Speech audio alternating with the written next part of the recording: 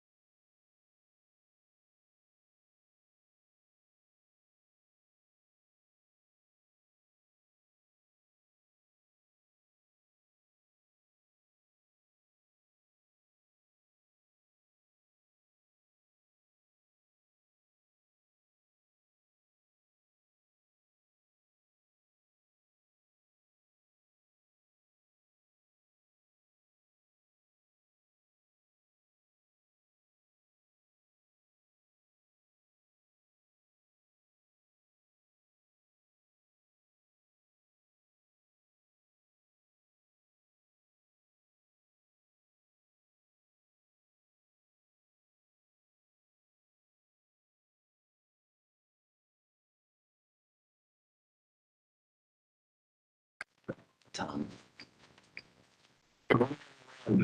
Welcome to the Chiropractic exams meeting. This exams is being held at our company called the West, located at 25001 Industrial Boulevard, Hayward, California. The date is Thursday, April 17th, and the time is 9 a.m. The board's paramount responsibility to protect the health, welfare, and safety of the public through licensure, education, engagement, and enforcement in chiropractic care. Address the board during the public comment session. Public comments will also be taken on agenda items at the time the item is heard and prior to the board taking action on any of the items. Those who would like to provide public comment will be limited to 3 minutes unless in the discretion of the board, circumstances require a longer period. Members of the public will not be permitted to yield their allotted time to their other members of the public to make comments. Individuals may appear before the board to discuss items not on today's agenda. However, the board may not discuss or take action on these items except to decide whether to place the matter on the agenda at a future meeting. Please be aware that this meeting is being recorded. Please turn off and silence all cell phones. We will now take the roll call. Ms. Cruz. Thank you. Dr. Adams. Awesome. Dr. Daniels. Present. Ms. Cruz, present. Dr. Azzalumi. Present. Dr. Paris. Present. Mr. Sweet. He's excused. Excused. There you go. Yeah. Thank you. All right. We have a quorum.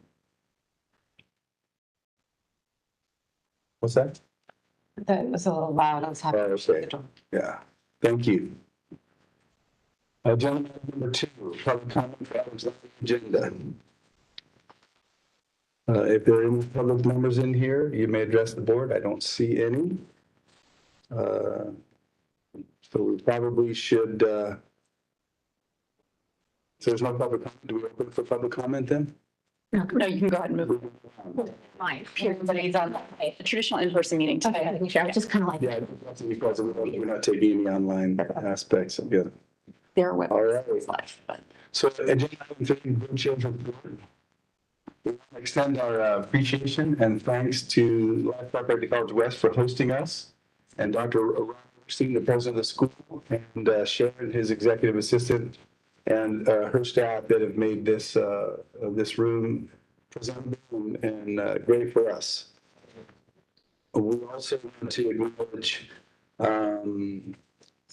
Dr. Azzalumi again for being added to the board this last, January? October, somewhere in there. And again, express appreciation to Dr. Claudia Sandino for her service on the board and what she's contributed. Couple of things that we want to emphasize and as kind of a preparation for the sunset review. A lot of the stuff that we're going to be doing this year is going to really be accomplishing, kind of wrapping up a lot of stuff. We've got at present, I think, 21 items that are either at the door or knocking on the door being moved through the Office of Administrative Law and moving to public comment here hopefully soon. So there's a lot of things happening. In addition to that, we're looking at preparing ourselves for the sunset review in 2026. So a lot of our efforts this year are going to be focused on that and meeting the standards and needs that they've put forth in the past sunset review and preparing for the next one. And also some of the recent changes in the streamline for licensure, to issue a license within 1 to 2 business days of a person taking the law exam, which is a nice improvement. Also, just some personal goals that we want to pursue myself is making sure that we're pursuing excellence in our efforts to meet the needs of the stakeholders and to our licensees by communicating more effectively with them via our website and other means. There's been a lot of outreach in the last few years from the board, getting into schools and having opportunities where we've been able to engage with licensees and stakeholders at a level that's been, I think, very positive, particularly when it contributed to the continued education aspects and to enforcement aspects that we've pushed a lot through in the last few years. Recently, I know Dr. Paris was able, and Dr. Azzolino, I believe, presented, and Dr. Paris attended the Monterey, Calcados, and some outreach there as well. And then myself and Kristen, our executive officer, were able to go to the legislative conference day in March at the Capitol and visit with our licensees up there and had discussions with them about ethics and some common, pitfalls that members of the profession fall into and how they can avoid those things. So it was a good time, opportunity, a lot of good feedback about continuing education and enforcement, and discussions about fees, which we're going to be working on also in the next year or two, getting those dialed in as well. So with that, I will open it for public comment. Seeing nobody here, we'll close that and move to agenda item 4. Or I should say, is there any comment from members of the board about my report or anything I brought up? Okay. All right. We'll get some time to the Department of Consumer Affairs for some updates, and we'll turn the time to Ms. Walker. Sure, thank you. So the representatives from the Department of Consumer Affairs are remotely observing our meeting, but they're unable to attend in person. They did pass along a message that they wanted me to relay to the board. So I'm going to go ahead and do that. First of all, they certainly thank the board for the opportunity to provide an update. Beginning with the governor's reorganization plan, in January, Governor Newsom released his proposed state budget, which included a proposal to split our current business, consumer services, and housing agency into 2 state agencies, the California Housing and Homelessness Agency and the Business and Consumer Services Agency. The proposed California Housing and Homelessness Agency, CHHA, will oversee housing and homelessness solutions and safeguard civil rights. The new Business and Consumer Services Agency will be responsible for consumer affairs, licensing, and enforcement. The Department of Consumer Affairs would be among 8 entities in this new entity. As part of the process in state government, on April 4th, the governor's reorganization plan was delivered to the nonpartisan Little Hoover Commission for review. The submission of the plan to the commission began an approximate 90-day formal process. The commission is conducting public hearings on April 23rd and 24th for interested parties to provide input on the proposed reorganization. After the hearings and within 30 days of the plan being submitted to the commission will write a report that it will submit to the governor and the legislature. The commission's report will offer a recommendation to the governor and the legislature as to whether it believes the reorganization plan should go into effect. The commission sometimes offers recommendations for how the plan could be strengthened, either through administrative actions or subsequent legislation. The legislature will then have 60 days to review and consider the reorganization plan. The governor's plan becomes effective on the 61st day after it has been given to the legislature, unless either the Senate or Assembly adopts by majority vote a resolution to reject the plan. If approved, the Business and Consumer Services Agency will be created in July 2025 with 1 year of transition and become operative on July 1, 2026. In addition to several virtual briefings hosted by Secretary Moss, there's detailed information available on the reorganization plan website, and that's the BCSH website /about/reorganization. The Department of Consumer Affairs believes this is an extraordinary opportunity for DCA to better align with other consumer protection entities. With a dedicated consumer protection focused secretary within the governor's cabinet, this is an exciting opportunity that will only strengthen the department's mission, momentum, and delivery of services to California. DCA will continue to keep board and bureau leadership updated on the progress of the governor's reorganization plan. There's also an update here on the hybrid telework transition. So on March 3rd, 2025, Governor Newsom issued an executive order requiring all state agencies and departments to update their hybrid telework policies for employees and increase from 2 to 4 days in the office beginning on July 1, 2025. On March 13th, the California Department of Human Resources issued guidance on implementation of this executive order. The guidance provides defined parameters for when agencies and departments can make case-by-case exceptions to the 4-day in-office minimum requirement. DCA has been working closely with a few programs on identifying additional space needed for this transition. DCA has also been working hard responding to questions and will continue to keep leadership updated on any additional direction received from Cal HR. There's also an announcement on DCA's new compliance and equity officer. On Monday, the DCA director announced Levi Hull as the new compliance and equity officer. DCA's compliance and equity officer is responsible for leading and coordinating department-wide quality improvement efforts to ensure consistency and regulatory compliance.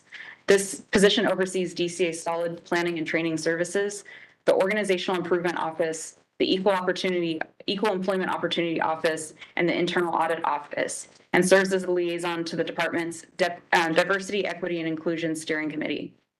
As the department's equity officer, this position is dedicated to enhancing the diversity, equity, inclusion, and accessibility policies, trainings, and activities throughout the department's programs.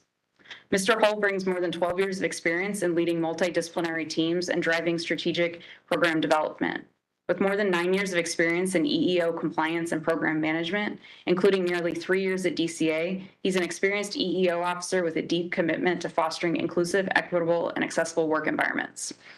So once again, the department thanks the board for the opportunity to share today. And if there are any questions that the board has for the department, I'm happy to relay them and get a response. Thank you. Any questions or statements you'd like to have passed? None. All good? Okay. Thank you for the report. Yeah. Appreciate that. I know public's present still, so we're gonna table agenda item 5 till tomorrow. So we'll move to agenda item 6, review and possible ratification of approved doctor of chiropractic license. I will entertain a motion. I will second. Oh, I'm sorry. I make a motion to approve the Doctor of Chiropractic license applications. There a second? Dr. Paris has seconded that. Any discussion? None? No public comment? Jeanette, Ms. Cruz, will you take the roll? Dr. Adams, Yes. Dr. Daniels, Yes. Ms. Cruz, yes. Dr. Azalino, Yes. Dr. Paris. Yes. All right. Okay. Motion carries. Thank you. All right. Agenda item number 7, review and possible approval for new continuing education providers. I will entertain a motion. Or any comments?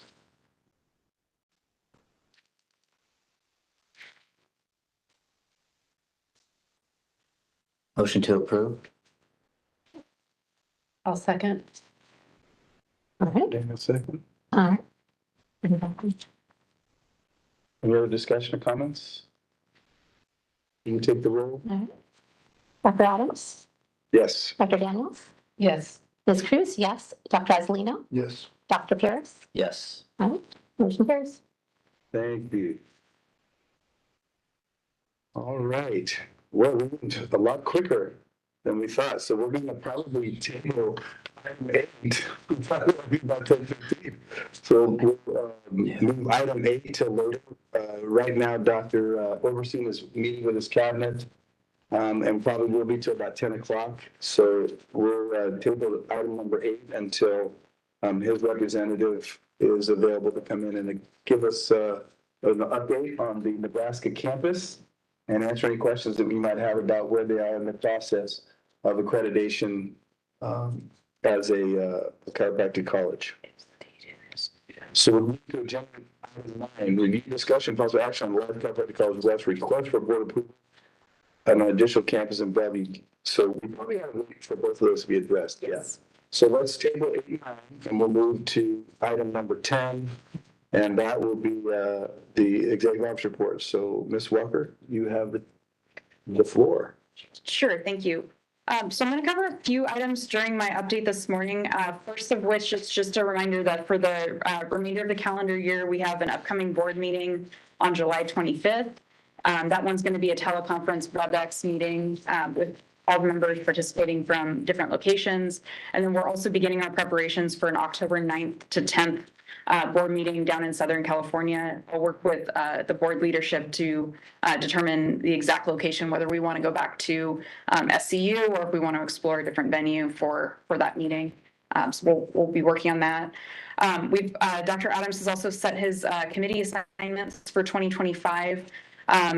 Not too much has changed there other than the addition of our newest board member. Welcome back, Dr. Azzolino, back on the enforcement committee. So looking forward to working with that committee and the team there.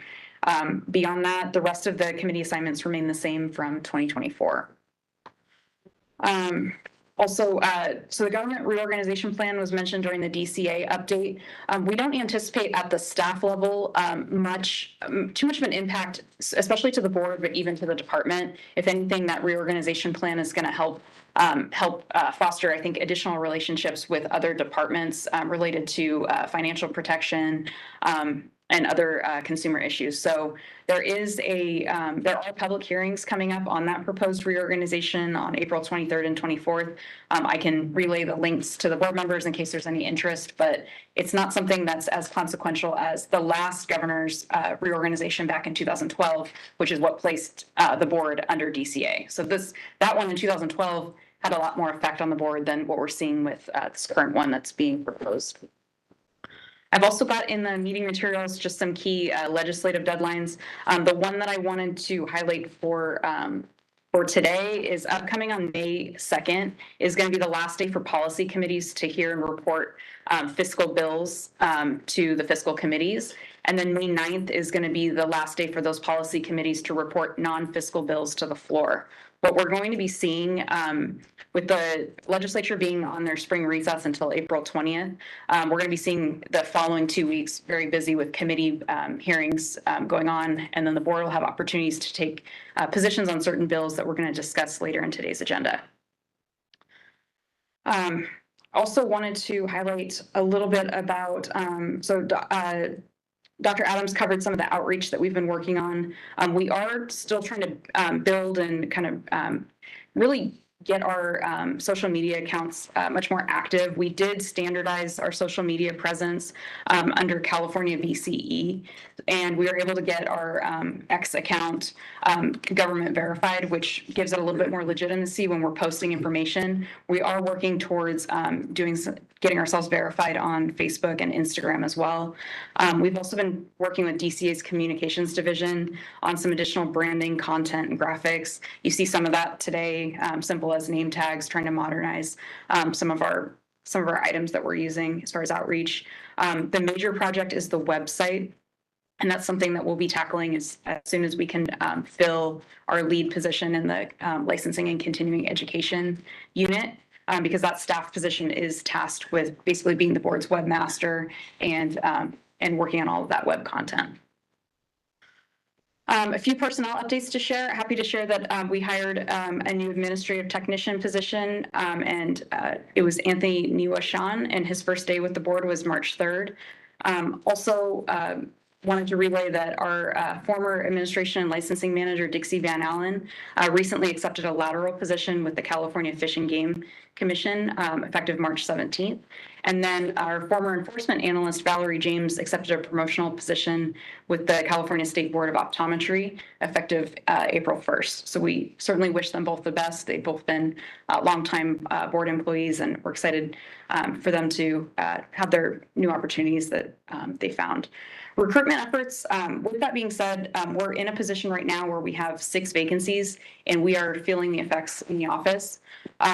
We've got recruitment efforts currently underway to refill those 2 vacant positions, as well as the 3 lead positions in our administration, licensing and CE, and our enforcement units, as well as a program technician position in the licensing unit.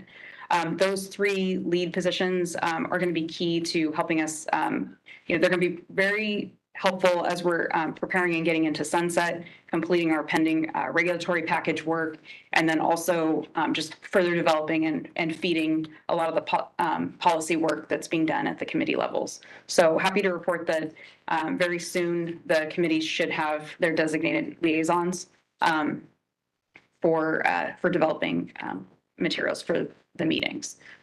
As far as the program statistics, there's not too many notable statistics as far as volume and things that we're receiving. We're seeing that same trend of increased satellite certificates, just with the expansion of QMEs and making sure that they have, and them seeking additional locations. We're seeing a pretty high volume there as far as satellites. We have been making some foundational changes over the past 18 months in our different programs. The most recent change that we tackled was with our licensing program. We were seeking a way to where we can ensure that people, that new graduates can get licensed as soon as possible.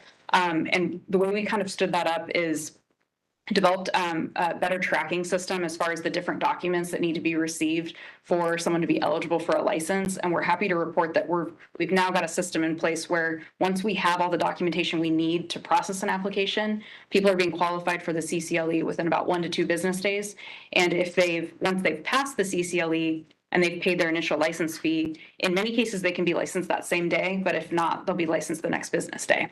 The one piece that we want to develop out a little bit further is addressing a better flow for receiving all the documentation we need, especially partnering with the colleges that tend to have the most applicants from their schools, trying to figure out a way that we can kind of partner together to get that documentation in faster, better educate the students and the applicants of the information that's going to be needed so that they're not stuck with incomplete applications. Because that still remains our challenge with the licensing program is we can't process an application until everything's been received. So we want to work on some communication and outreach to help applicants better get that information to us so that we can then get them in the pipeline.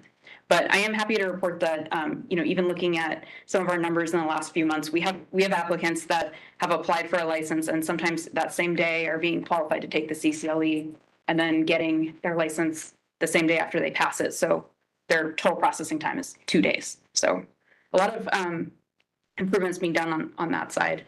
Our enforcement program as well has undergone a few changes. The most notable of which is the transition to having our analysts perform a true desk investigation rather than more of a correspondence-based investigation where they're just sending letters back and forth. They're now conducting much more thorough desk investigations, calling and interviewing parties, documenting their findings and reports. And that's helped alleviate some of our pending complaint numbers. When you look back 2 fiscal years, we were over 500. We're hovering around the mid 350. An ideal goal for us would be to get under 300, but we are doing better, and we're also a little bit more effective in reaching out directly to complainants and having them be heard. Because with a lot of the complaints that we do receive, of the complaints we receive, about 90% don't require any true action by the board. It's either an educational opportunity or there's been no violation. Sometimes there's no jurisdiction in the complaint. So that outreach allows us to reach the consumers, educate them a little bit, have them be heard, and then be able to resolve their complaints. Our number of pending AG cases is pretty stable. If you recall, coming out of the pandemic, we had made a number of referrals, so we had a very high volume of pending attorney general cases. Those have now kind of made their way through the process, resulting in either stipulated settlements to place somebody on probation or for surrenders or revocations. So we've got a much more healthy level of pending AG cases. We're down to about a little over 40 right now. Let's see, and then our number of probationers remains relatively high. We've got about 70. We've now split the work amongst 2 staff members so that we can effectively monitor them. As the meeting materials include updates on the proposed regulations. Happy to report that we finally got our first one into a final filing phase. So we're getting there. There's a pretty significant workload there for all of the regulations. We're working towards getting, the goal is with sunset to have all of these regulations when we are publishing our sunset report, that we have all of these pending concepts at a minimum in the initial filing phase, many of them in final filing phase, and many even being effective. So we are working towards that goal. That's one of our top priorities. We have a few kind of simple agenda items or a few simple regulatory items for board motions in our subsequent in our subsequent agenda items this morning. See here if there's anything else I wanted to highlight on that. I've got, so attachment 2 in the meeting materials is our budget. When you look at the outlay of the board's budget, you can see that unfortunately you can see that trend of a decreasing fund balance. So you see our months in reserve as you progress through the fiscal years actually becomes negative, or it's projected to be negative beginning in your budget year 26-27 and then continuing into 27-28. So the good news is that as we look at our budget and our actuals, we don't tend to spend our full allotted amount. But the more of the bad news on that is a lot of those cost savings have been from staff vacancies. So as we staff up, some of those cost savings are going to go away. So we're going to need to look a little bit further out as we prepare for sunset for what our funding future needs to look like. The reality is we have a slight decline in our licensed population from year to year. And we've got, as everyone, every business owner even knows, expenses climb year after year after year. So staff is going to be partnering and working with the Government and Public Affairs Committee to really to work through that problem and come up with some solid recommendations that we can present to the board and eventually the legislature so that we can get a little bit more stable footing on our funding. When I look at the 2022 updates to our budget and our fee authority, it was helpful, but it was a bit of a Band-Aid because in a lot of our fee are more specific fee types for the smaller items like satellites and corporations. We've got a fixed fee and we only have authority to go down. We don't have any authority to go up. So we should be looking at that just so we can adjust. There's also some gaps as far as just the way we are receiving revenue. For example, we have satellite certificates and corporations that have no delinquency fee. So if you miss a year, there's no penalty. You just pay and you get brought back current. So we need to address that problem as well as we're looking at just some of our funding. There is a delinquency fee for the primary doctor of chiropractic. What is the one that we don't have it for? The satellite certificates and our corporation certificates. So we need to take a look at that. We also need to see if, in the age of technology that we're in, if there's a better way for us to track when somebody fails to renew a corporation certificate, if that corporation is still in effect, and if they do have an outstanding bill, how do we get that renewed and get that revenue? So bottom line on the budget, we're in a stable position. We're in a stable position heading into sunset, but when we start looking 3 to 5 years out, we're going to need to solve that problem. We do have within our statutory authority enough. We have the ability through regulations to raise the doctor of chiropractic license fee and get a stable fund condition, but that language that's in that statute isn't the best for a long-term solution. So we'll be working through that with the board. Any questions on the budget? Because that's sometimes there are on that item. When is this repayment to the vehicle inspection and repair fund due?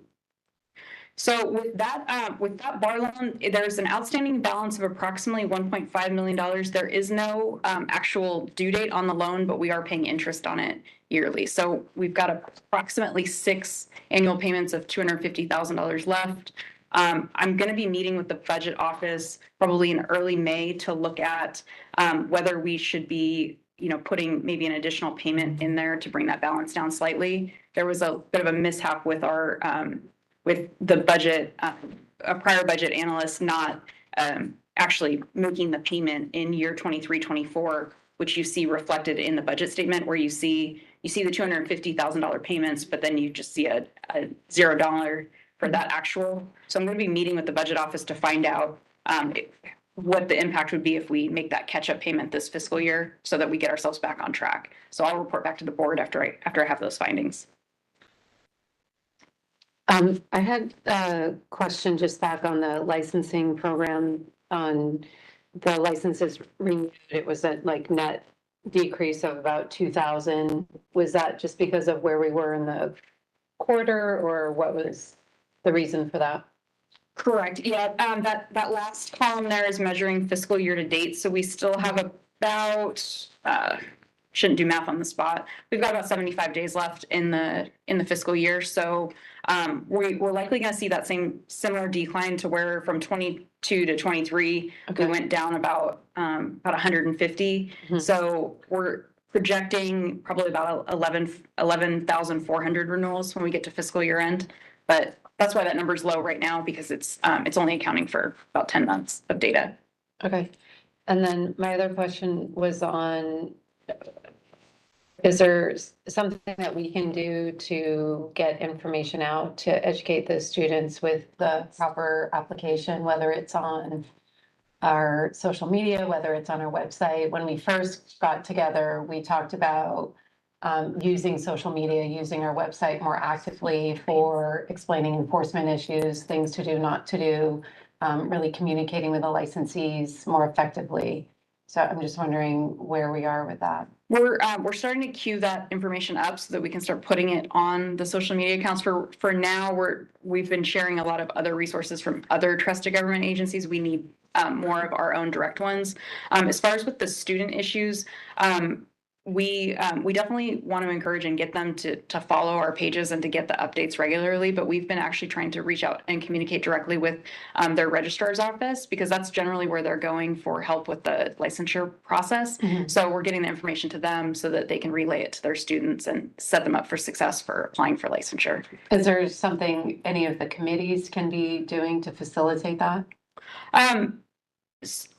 We can certainly explore some options on that. I think, I mean, just to help with staff load, I mean, as far as communicating with the schools, the registrar, having more kind of boots on the ground to get that done. I think we've done a few in the past with Dr. Paris, doing some like outreach opportunities with students, sometimes like like maybe an open webinar and open office hours. That's definitely something that would be really helpful if there's interest from board members or committee members to engage in those calls with students, because it allows us, we've done them in the past where we can do both. We can educate them on the licensure process, but also provide them with some tips and how they can safeguard their future practice. Basically, watch out for red flags once you get into practice. We can integrate those two together. And I think it's a good time to get some of those back on the calendar. Okay, thank you. And this is an area that we spent quite a bit of time with in years past. And so I have a lot of opinions and things that we implemented. One of the main reasons for bringing the board meeting to the schools was for the students to be present, not to be in a small room as such. And so we previously had arranged with the college presidents for them to receive credit for their time viewing the board meetings. And so that's something that we could certainly speak about in enforcement committee if you like, and bring it forth. Sure. I have another question regarding the licensure. And I know staff is strained right now with resources, but previously there's been an ongoing trend over the last, I'd say, at least 10 to 15 years of decreasing licensure in California. We previously had stats on licensure throughout the entire country, which I know we could get through FCLB. So we could see if California is an anomaly or if there are decreased licensures, chiropractors throughout the country. Then we also did multiple different healthcare specialties. So physicians, nurses, osteopaths, naturopaths, acupuncturists. I think that'd be very valuable to see where we sit in, the entire trajectory of what's happening in healthcare. So when the time is right with in our staff resources, I think that would be very valuable to put that together. And maybe we could reach out to FCLB and see what has already been done. At the recent legislative conference, it was brought up that in the country, chiropractic licensure is on the decline. Yeah, we've tracked it every month because it's certainly, not everybody was going down in different specialties. Most specialties were going up. Years past, when I served on the board, the only two specialties that were going down were chiropractic and naturopathy. And so I think that's valuable information to see how we can better serve the profession and our stakeholders and our, public, ensuring that we have what we need. Dr. Paris? Just backing up a little bit. So and we were asked to, I wasn't aware, but Southern California University of Health Sciences has an ethics class, and one of their tests is based around all of our rules and regulations. And so I've done it multiple times now. I've been invited in, and it's Dr. Troutner there that's teaching it currently. And it's been really well received, and just the information and for the students to be able to get on and kind of have an opportunity to Q&A. And we've been using some of the items you mentioned. So I think with the limitation on the number of colleges in California right now, I know we have excellent relationships with this college here. So I think that was kind of born more out of a personal relationship than a formal ask. So I think that's really where the opportunity is, just to get us in front of the students in California that are likely to end up being licensed here. And then secondly, on the national licensure statistics, I can assist us in getting that back to us. So we can chat about what exactly we might want, and then maybe setting something up where we can have that on ongoing quarterly or however we want to do that comparison. Yeah. That's all. Thank you. Yeah. Sounds good. Um, that's all I wanted to highlight during my update this morning. Happy to answer any additional questions. If you want to, and circling back to social media, you mentioned earlier that the kind of you're in process of filling the position. That's going to be specifically on the website. I imagine that same position is going to be just any and all like social media and online engagement. Is that what that person's position or part of their responsibilities are? So it's so I'm pretty happy about the new duty statements that we put forward, because we've got them designated as leads, but they're not replacing the supervisors for supervising staff. It's to support up, so the committees and our social media. It's specifically our licensing and continuing education lead. A good portion of their time is dedicated to, of course, supporting the licensing and the CE committees, and then any board policy issues in those areas, legislation, regulations, anything that's affected on that. I believe we earmarked about half of their time for that. And then the rest of it is managing the social media accounts, webmaster, being our records kind of expert within the office. Because one of the things that we found as we were trying to dig up background information and bring a lot of the different pending items forward, as the board recalls, we were encountering a lot of like, well, where's the records? Where's the information from back then? So we're designating that person as the records coordinator. They're going to keep everything in line. They're going to make sure, if we're trying to research and we need, what happened in a specific year, they're kind of our our expert in being able to locate what we need. You're your records custodian. Exactly. Yes. Okay. So a lot of just administrative help coming out of that position. Okay. And yeah, and the reason I ask is because kind of the comment Dr. Daniels meant about kind of putting stuff on social media. I know right now it's like I follow us, and so I see a lot of the things kind of that we push out. And so I imagine kind of because it's on our kind of strategic plan. Once that position gets filled, then we would start to be able to kind of want to say even just identify and then start developing campaigns.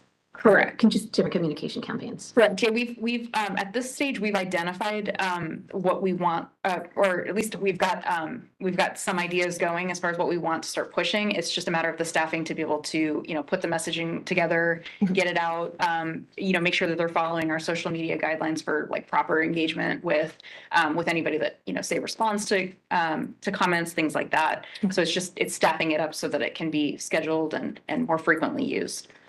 Now, are these geared towards like public service announcements about chiropractic, or are they more about informing what the board is doing to our licensees and stakeholders? A little bit of everything. So that's the idea, is that we want to try to reach all the audiences with enough content that, you're not going to overwhelm somebody. You want to be able to reach anybody. So you want to be able, a consumer that's maybe a chiropractic patient that wants to follow the board. You don't want to overwhelm them with so many updates specific to what's going on, with licenses. So just having a healthy feel of everything so that it kind of would drive anybody to want to follow that page and get good resources.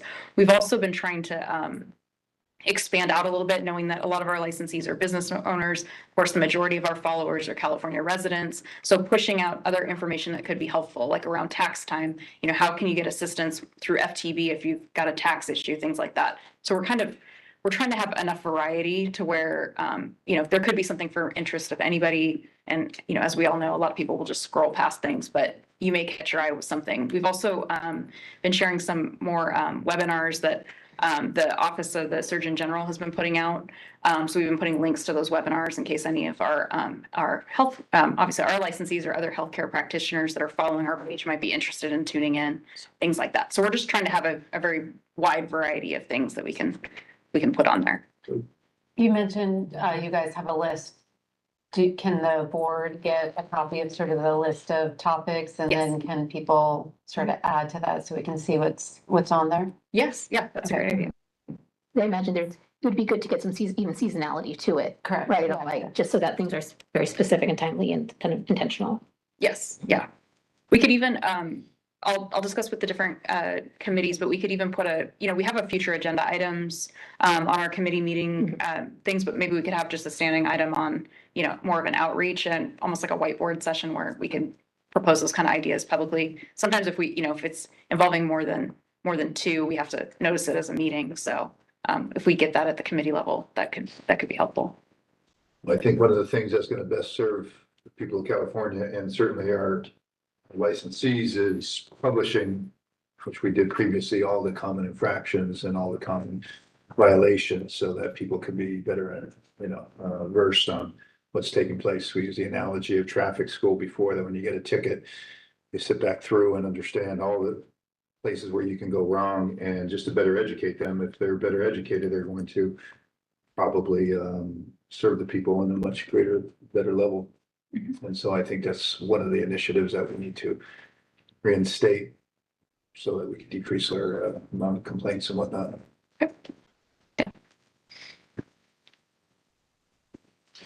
One question from my item number 4, where are we closer to the item number 4 being an initial filing?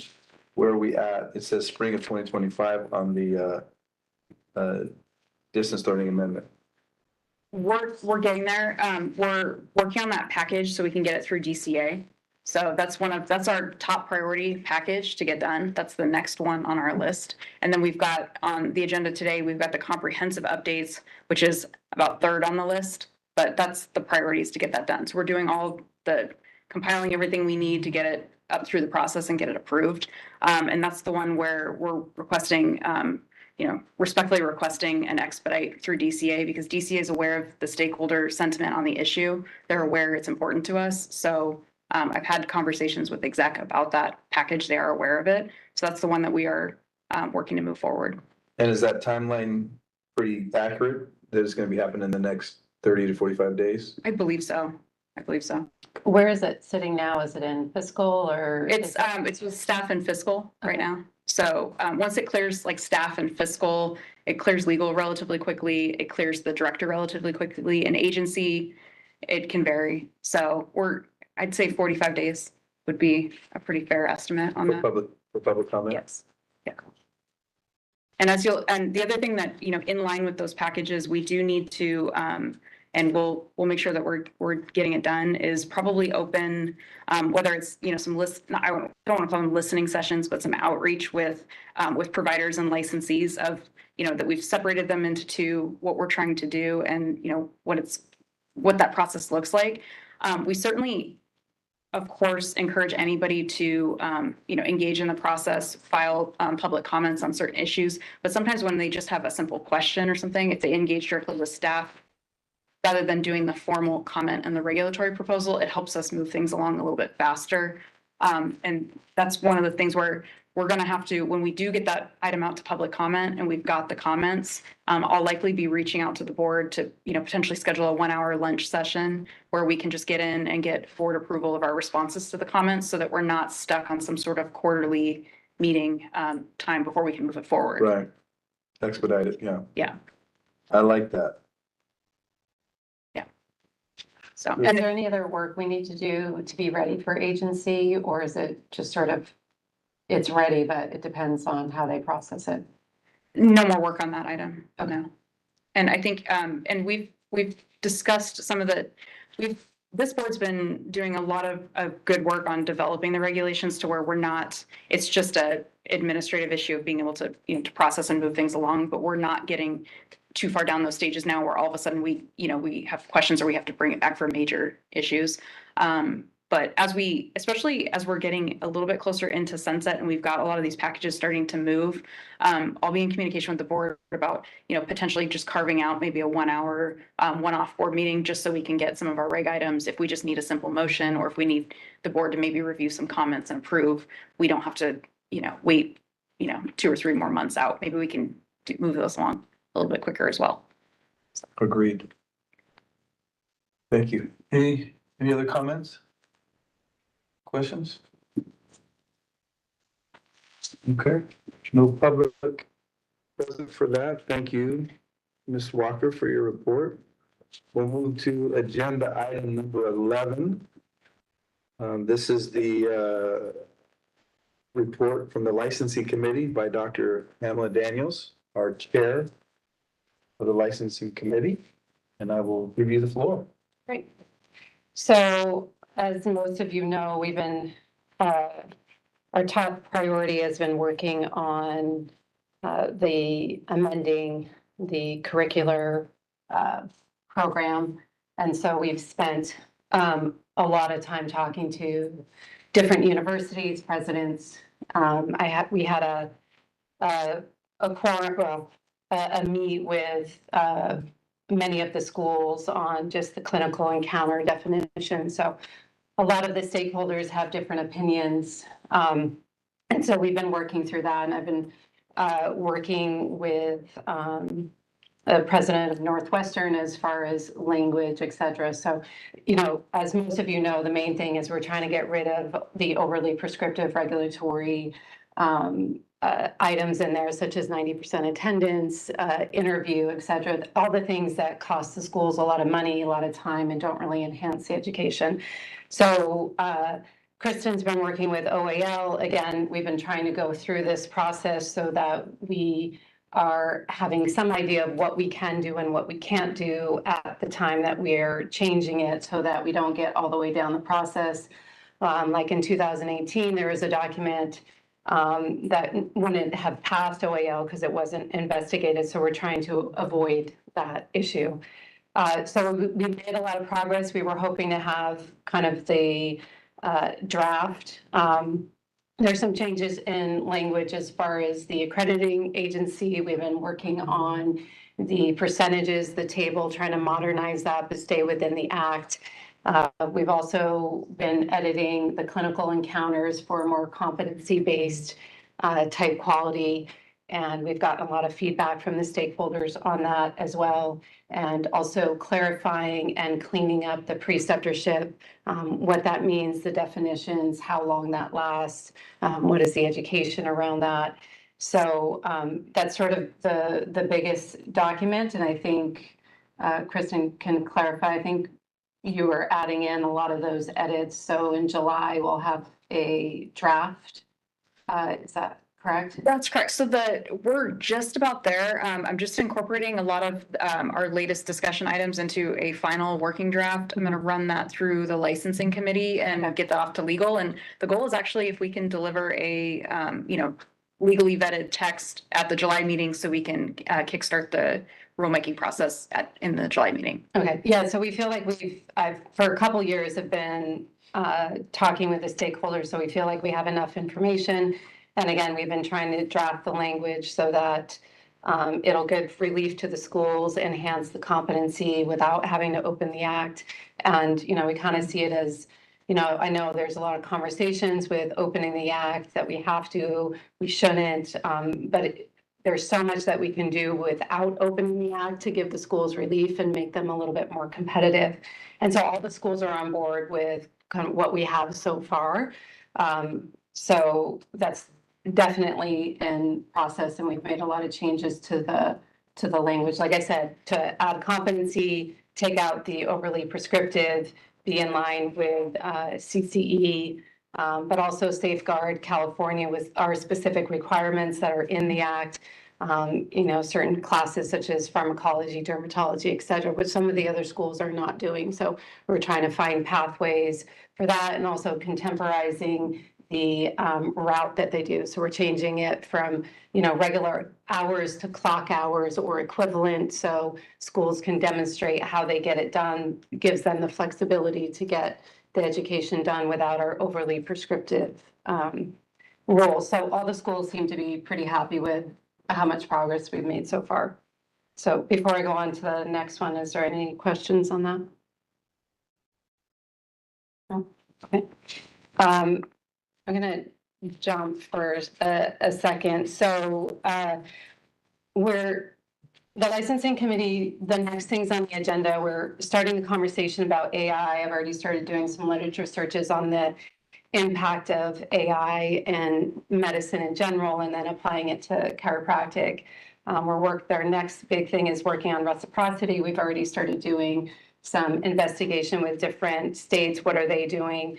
And then we're also working, next up is also definition of place of practice, figuring out what definition of place of practice is with the mobile, and trying to institute perhaps a QR code so that you can find the doctors if they're in a corporation and they're out on the field. So we can have public protection. And if, say somebody's out, they get adjusted at an event. If that patient is uncomfortable asking for the doctor's license, which is how it's stated now, having that information more available so that the person is, if they feel uncomfortable or shy or intimidated or whatever it is. So we're working on all those. The conversation that I would like a little bit of input, since I think we have some time, is we're considering a retired status for Doctor of Chiropractic, and that does have some fiduciary implications, but we are trying to create a survey because I really want to hear from the licensees as far as how they feel about it, because that probably would mean increased fees for the licensees who are active. And so we had a questionnaire. What was the questionnaire from before that we're modifying? It was originally based on the inactive license status and a potential reduced fee for the inactive license. Right. And so we are trying to get a questionnaire to pass out to the licensees, and I've reached out to some of the CE providers to see if they can help push out the survey so that we can reach the licensees. So using other people to get the information out. So really just asking, are people interested in a retired license? We have several questions. And so we really don't have a formal or appropriate way for one of our licensees to retire. It either gets canceled or goes into forfeiture. And so, I don't know, kind of leaves a bad taste in people's mouths. So other professions have a retired license category. We do not. So I just kind of wanted to pause there and just see, as far as the board member, any thoughts or discussion points on the possibility of a retired license. So, thank you. When we look at other professions, and what is the general differentiation between an active license and a retired license? And Well, With the retired license, they will pay a one-time fee to be issued a retired license. They don't need to renew it.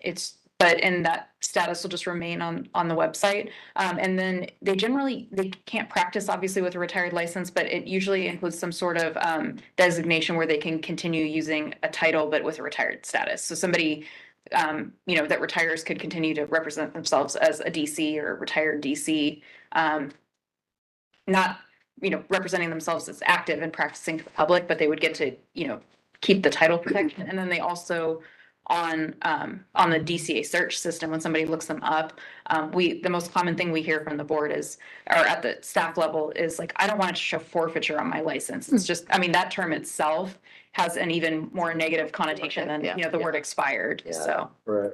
it gives them a more distinguished exit, because if you were to look up somebody that you had, a colleague that you knew, 20 or 30 years ago, and you look up their status, it would, rather than saying, forfeiture or canceled, or they're continuing to pay every year for a license they're not using, it could instead just say retired. thank you. So it's effectively semantics beyond, they're both inactive licenses, and we're changing some verbiage to kind of allow them to still be represented as, I didn't, the forfeiture probably to the public too. brings up things about- We'll start with a discount. Right. Cancel forfeiture, Okay. Hired or It's also very informative for patients if they're trying to locate a former provider and they go on the DCA search system and they look up a provider they might have had a few years ago and they see retired.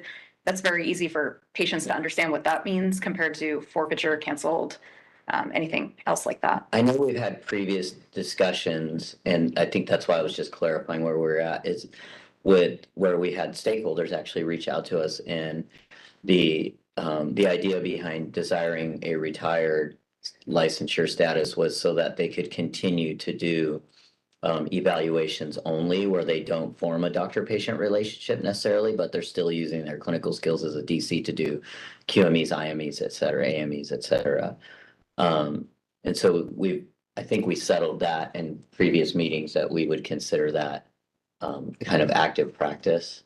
Well, that's in our definition of inactive and active that's sitting in regulation right now. Yeah, and so we're still back to the inactive is essentially the same with the change of verbiage for Retired is the inactive. retired title, Correct. correct? Okay, I just want to be clear. Yeah, Thank you. the only difference between the inactive and retired, other than the term, is that inactive has to be renewed annually. Retired is a one-time fee and you don't have to renew it.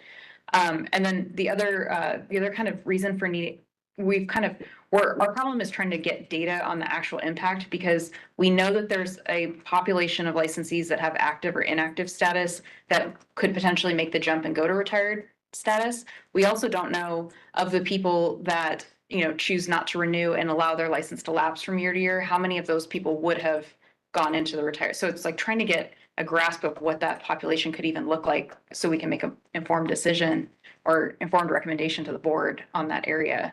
It's one of those struggles where we don't have data. People don't report to us when, if they decide not to renew their license, they don't submit a report to the board and say, I'm retired, I'm not renewing my license. So we don't have the data. We need to get that. And that's where it'd be helpful, to be able to, partner with the providers, with the associations to drive that data towards us so we can develop it for the board. Yeah. I mean, there is a financial impact because if it's I forget the numbers, but a lot of licensees that practice like us over 25 years. So, what does that look like? How many of those would jump to retired? It's a one-time fee. So, there are financial impacts as well as far as how many people that would be jumping to a retired, a one-time fee versus renewing annually. Understood. Does that make sense? Yeah. Yep. Thank you. Mhm. Do we have any idea on that fiscal impact?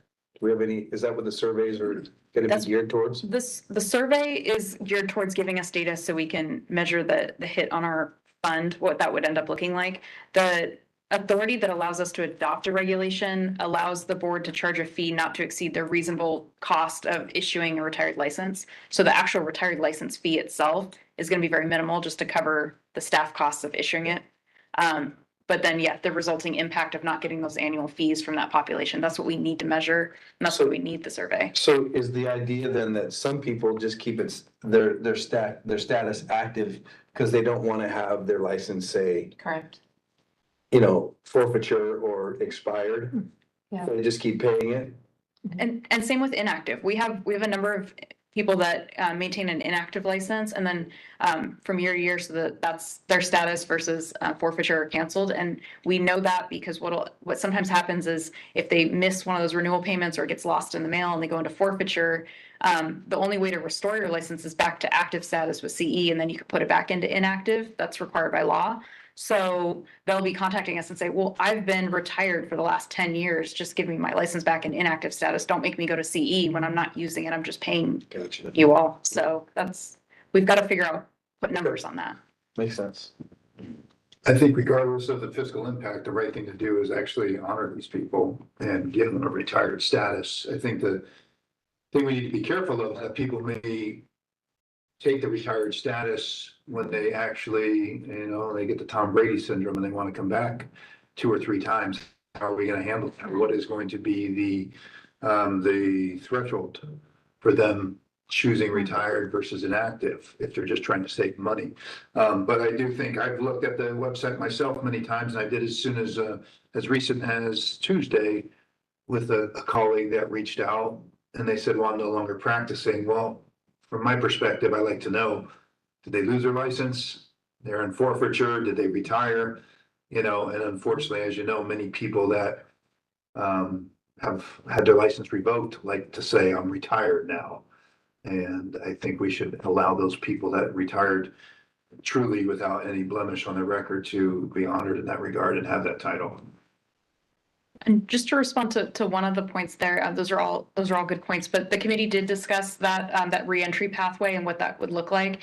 And the committee had discussed just aligning it with the same process if it's a forfeiture or a canceled license. So it's going to be time dependent. If you've been retired for, less than 4 years, you follow the forfeiture restoration path. If it's beyond 4 years, follow what you would do with a canceled license. So we did build that in case somebody changes their mind and wants to come back.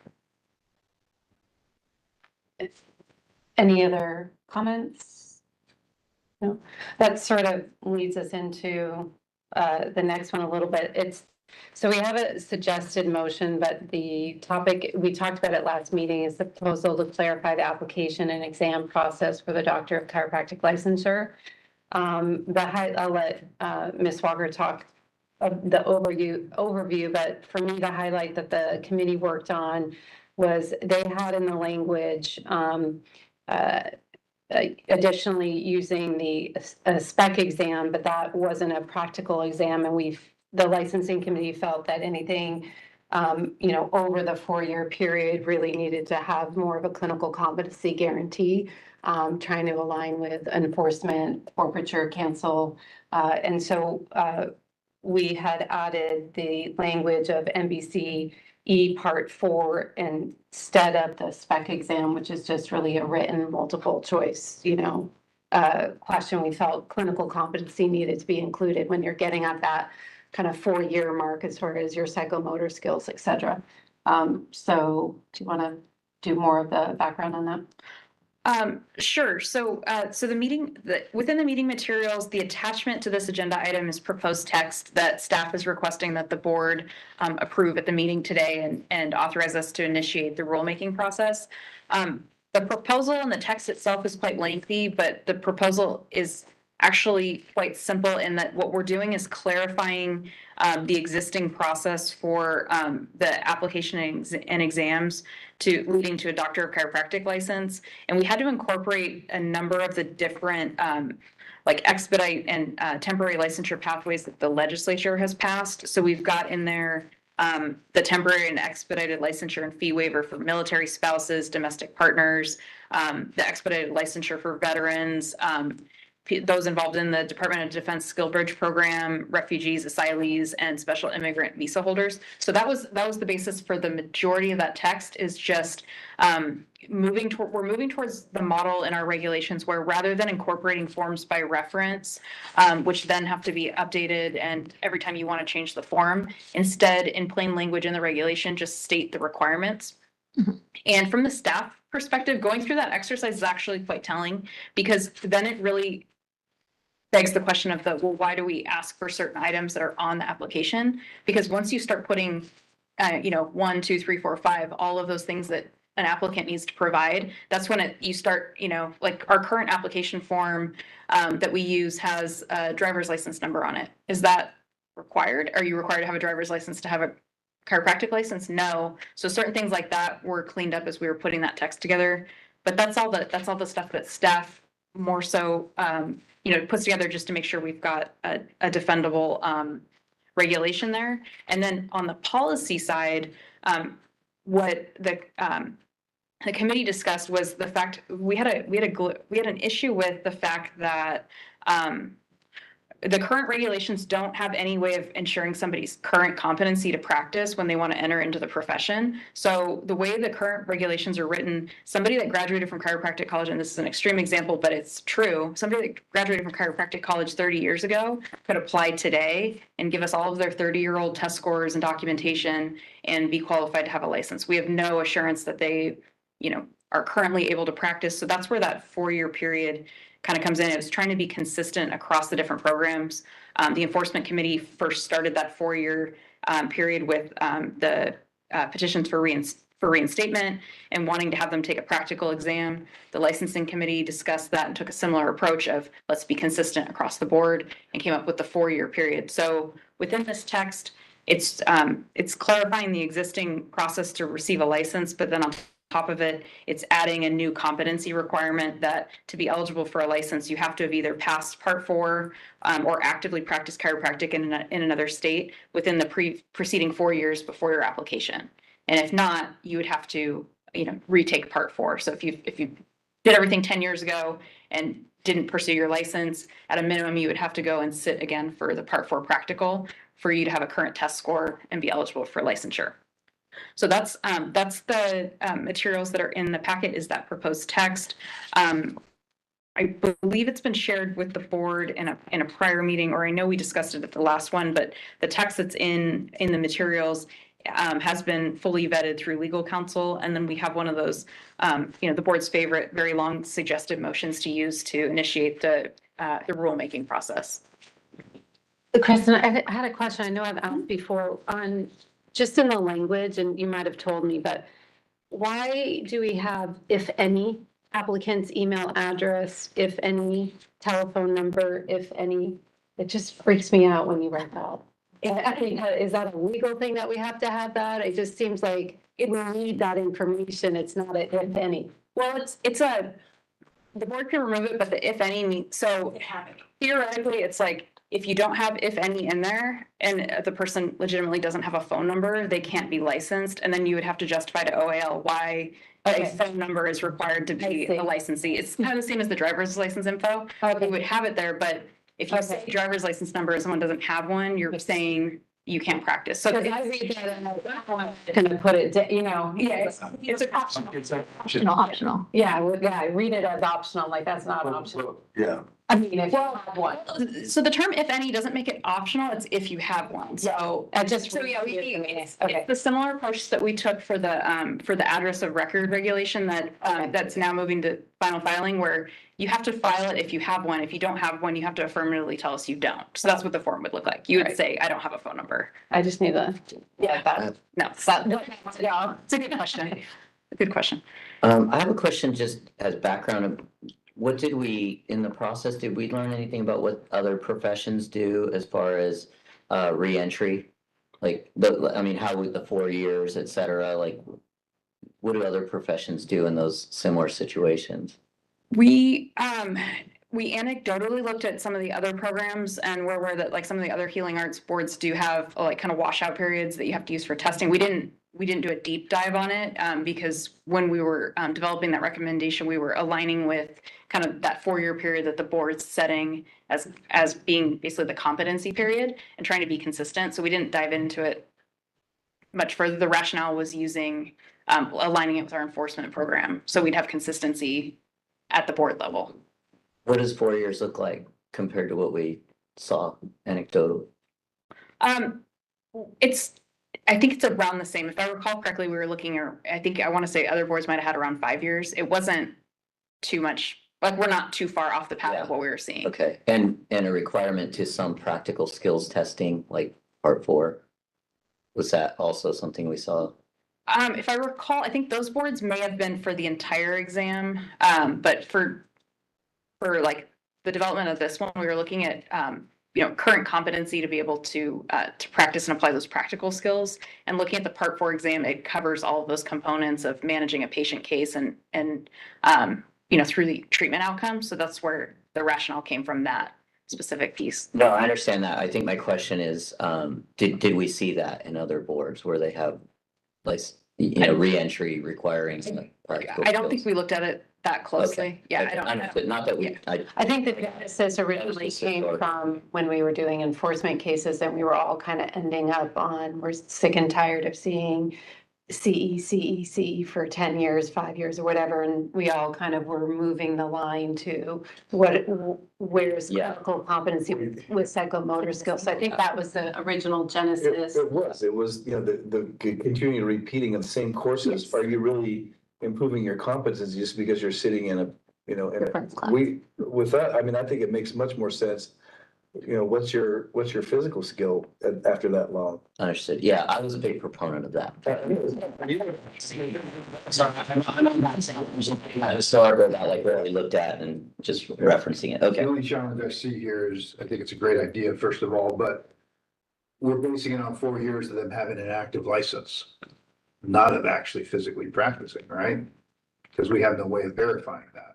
So someone in another state can, with minimal level of competency, or even without practicing, maintain an active license, and as a result, come to California, where we should have a little higher standard and pass through that burden.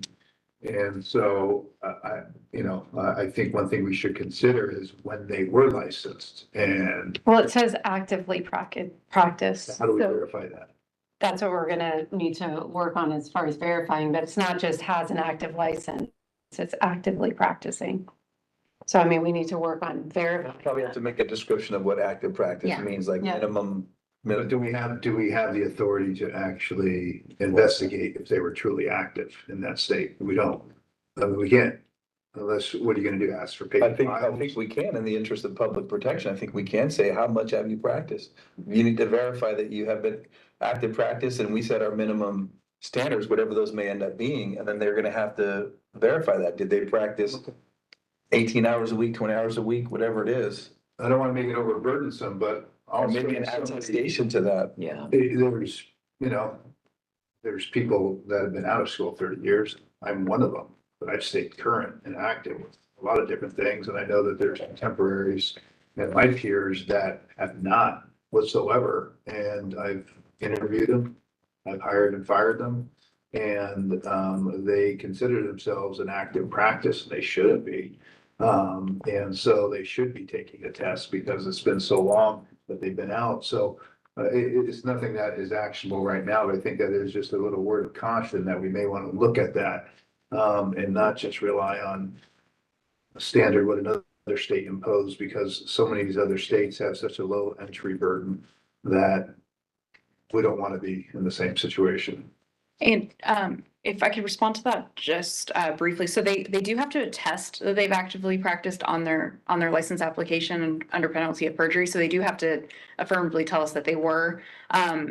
With most licenses, we don't know whether they're using them or not. But the key there to keep in mind is that they do have to pass the California Chiropractic Law Exam as well. So that gets their foot in the door. Maybe the board needs to look at that CCLE, and is there a need to, right now it's a law and ethics exam. Are there certain areas of practice that are essential for serving the California population that maybe need to be incorporated in that exam so that we can assess them that way? Because anybody that comes through the door has to do that law exam. Maybe that's another kind of option. And I think the law exam doesn't get us much in regards to public protection. I think clinical competency is far more important. And remember that other states have different scopes of practice. So if we're protecting the people of California, we need to make sure that whoever's licensed here is appropriately and competently able to provide primary care services and be able to diagnose and know what the red flags are. And so I think that's my concern. You go to places like Michigan or other places that the chiropractor is simply manipulating the spine and not doing evaluations, not doing physicals, not holding themselves to a higher standard, not holding themselves to the standard that we demand of our licensees. So we have to be careful in that regard. So I think I would be 100% in favor of replacing a law exam if we were not able to add to it, replacing a law exam with a competency exam, because that's really what's going to protect people the most. Knowing the laws is protecting the licensee, but it's not protecting the people. Correct. Yeah. And I think that's an excellent point. I think it'd be helpful for, providing the board with some assurances that during the initial licensure process, but then also, in the subsequent discussions on reciprocity, because that's the same issue. Is we're trying to look at all these different states. Everyone has, there's a lot of different scopes, there's a lot of different levels, there's just different practice acts, different requirements. But how do you set a standard so that you can ensure safe competency to practice in California? And potentially that law exam that we're currently using could be the gateway. You'd have to obviously measure the gaps, so that we're not making something redundant to a national exam, but there's probably some clinical components there that we could use. It would also be a more effective enforcement tool, because we make anybody that's on probation take the law exam, but could the law exam be more of a law and professional practice exam, which I think the board used to have, but. Well, that's why we used the spec previously, for a little more competency than a law exam.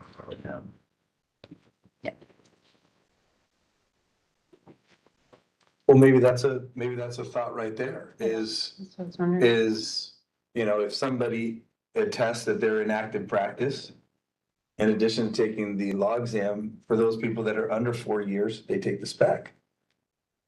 Instead of just the law exam, they take the spec, and then if they're out of practice or been active, then that's where the part 4 will come in. Maybe that's a way to do that, because if they're in active practice, the spec shouldn't be that difficult for them. Unless you're wanting to evaluate their physical capability, which is what part 4, that's why we're doing part 4, because we're thinking about the physical aspect of practice as well as their. I think part 4 is great. Just once again, I'm just stating that somebody may fall within that, having not lost their license, having been so-called in active practice in other states that have a pretty low barrier for what constitutes an active practice. Yes. And we know that practitioners from various schools and the standard that they hold themselves up to is subpar, in my opinion, in California. So, I mean, what we need is a proposed solution. So we have, the suggested part 4 for people who have not been in active practice. And then we have people saying they're in active practice coming from another state, and we have different qualifications. So what test are we going to use in our regulation to ensure that they are competent? Say they passed part 4, but they didn't practice for 5 years, or they say they practiced from 5 years, they're coming from another state. So what's sufficient? Is it, using spec and the CCLE? Do we have to come up with a whole new test of competency? I mean, we need a suggestion for a solution. Yeah, I don't think it should be any more burdensome than an individual out of practice. So I think we should explore if we can, and if so, how we would verify what their patient hours are, and the attestation would be great. But what is going to define that? 30 hours a week of active practice? The patient numbers? I mean, that needs to be explored. I'm not suggesting that I have an answer for you right now. I just. Yeah.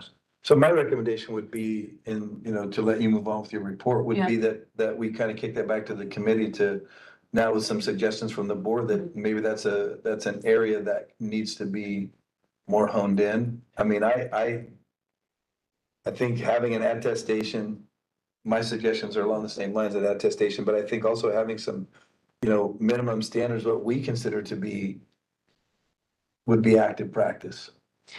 So can we look to, is the occupational analysis done? I reached out to NBC and never heard back. No, their 2025 report isn't done. We've got our state occupational analysis that OPES did last year, and now they're going to be evaluating the national standards for us, but they are on hold until that 2025 practice analysis is released by NBCE.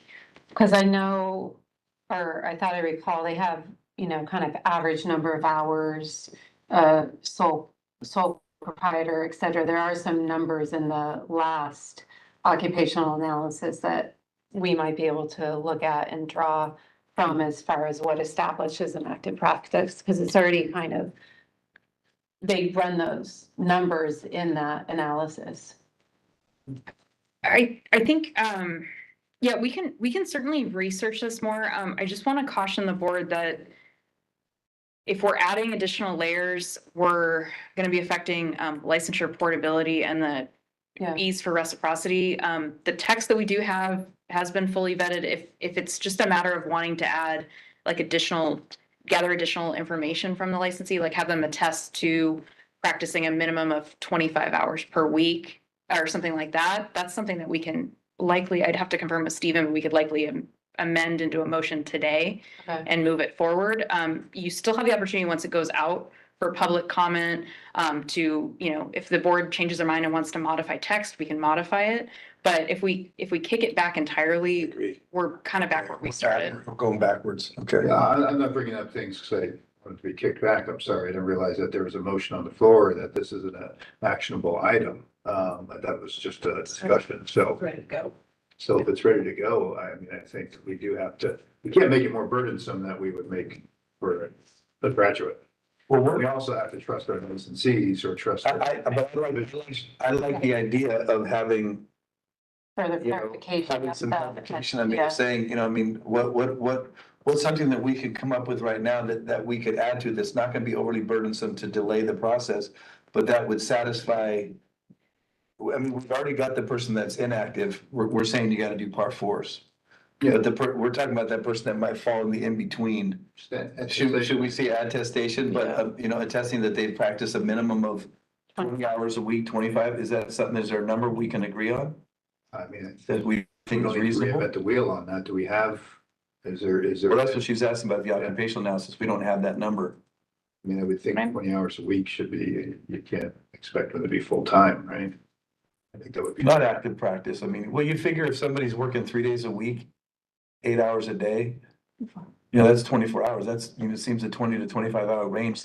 But I mean, now, you just start, I just started thinking, we say 20 hours, but then you exclude, you say, you want to pick minority group women and they had a baby and they're Yeah. working 15 hours, 10 hours, because they're so confident that they're excluding defining the hours. I agree. It is. I think that's a slippery slope because, one thing in our sunset review is what are we doing for, I don't know. Make it easier for reciprocity, right? Well, for reciprocity, but for minority groups in the field. Right. And so now you start making that more So could you, prohibitive. So I don't know what to do, but real quick, can you read what the language is real quick? Is it, there's a stop partner says attestation? Well, to be eligible for the issuance of a Doctor of Chiropractic license, an applicant shall, and then number 1, complete the minimum educational requirements for Doctor of Chiropractic licensure specified in section 331.1, 4 or 5 as applicable. That's met our minimum educational requirements. Pass the NBC parts 1, 2, 3, 4, and physiotherapy that are specified further in the text.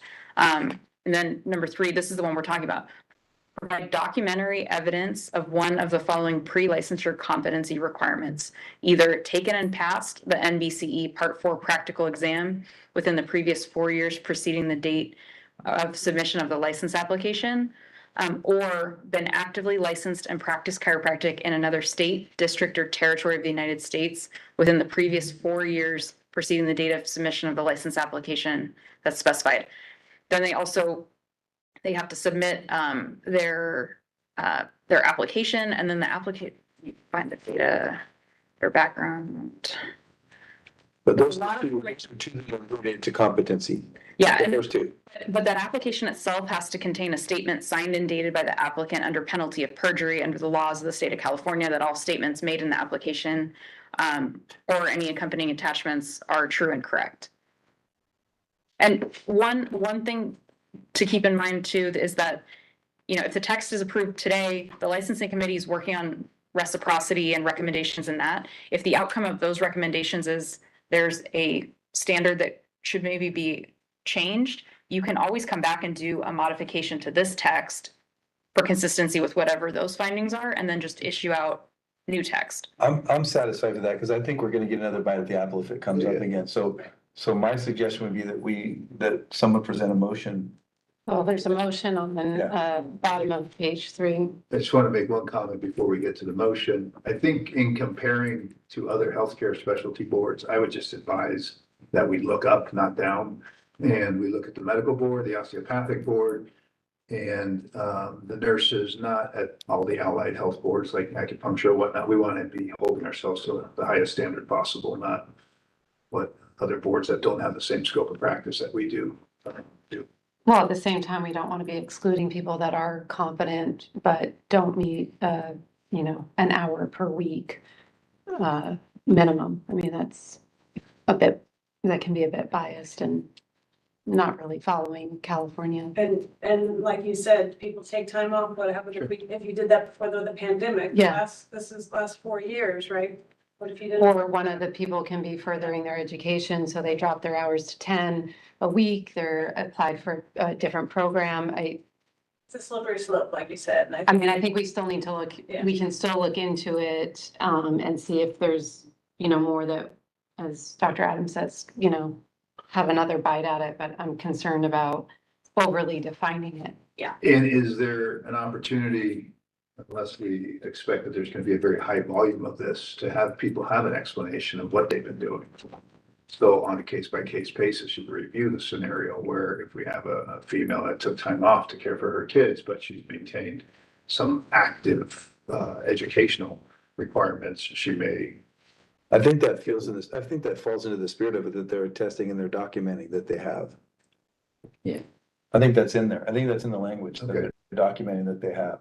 It would just be nice to hear on a case-by-case basis if they're on the border, what has been taking place. But I know that gets into some subjectivity also.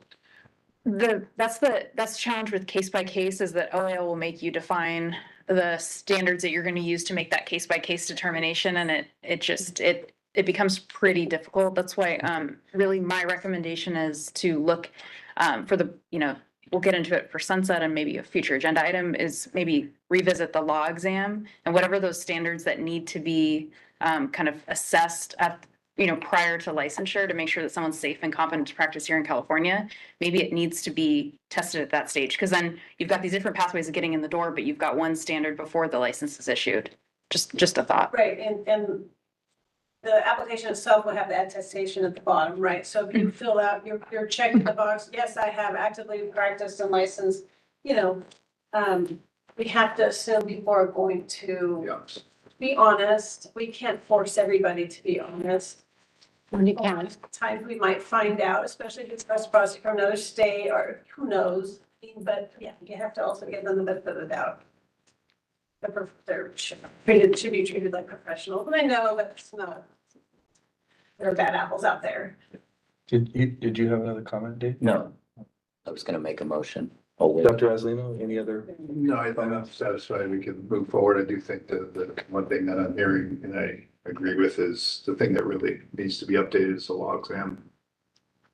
I know people that have taken it and they're memorizing facts. It's not making them a better practitioner. Okay.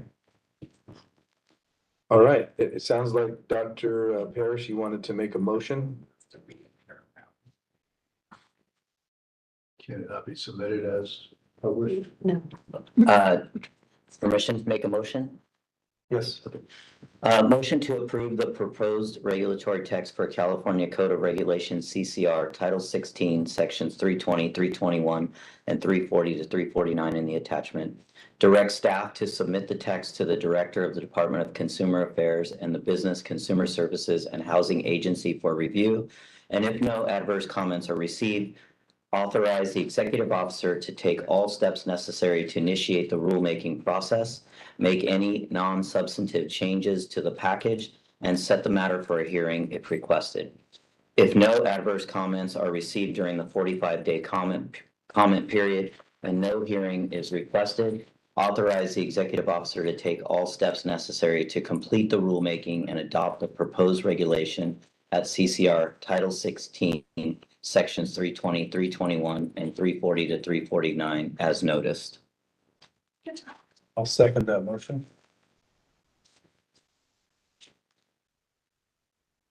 Any other discussion or comments? Seeing no public comment. Ms. Cruz, would you take the roll? Dr. Adams, Yes. Dr. Daniels, Yes. Ms. Cruz, yes, Dr. Azalina, Yes. Dr. Paris. Yes. All right, motion passed. Motion carries. Thank you very much. It's 10:30. I know that the executive meeting is adjourned at around 10 o'clock. So I think what we'll do is we'll go out and see if we can get Dr. Oversteen's representative. So are we okay with a 5 minute? What do we need to do by law? So We should give 15 minutes for staff. For civil service staff, we have to give them a 15-minute Okay, break. so I have 10:29.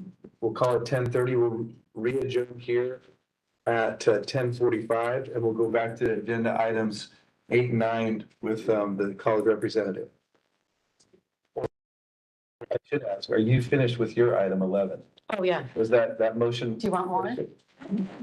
We completed agenda item 11. So we'll go back to 8, 9. All right, Good job. be back at 10:45, everyone.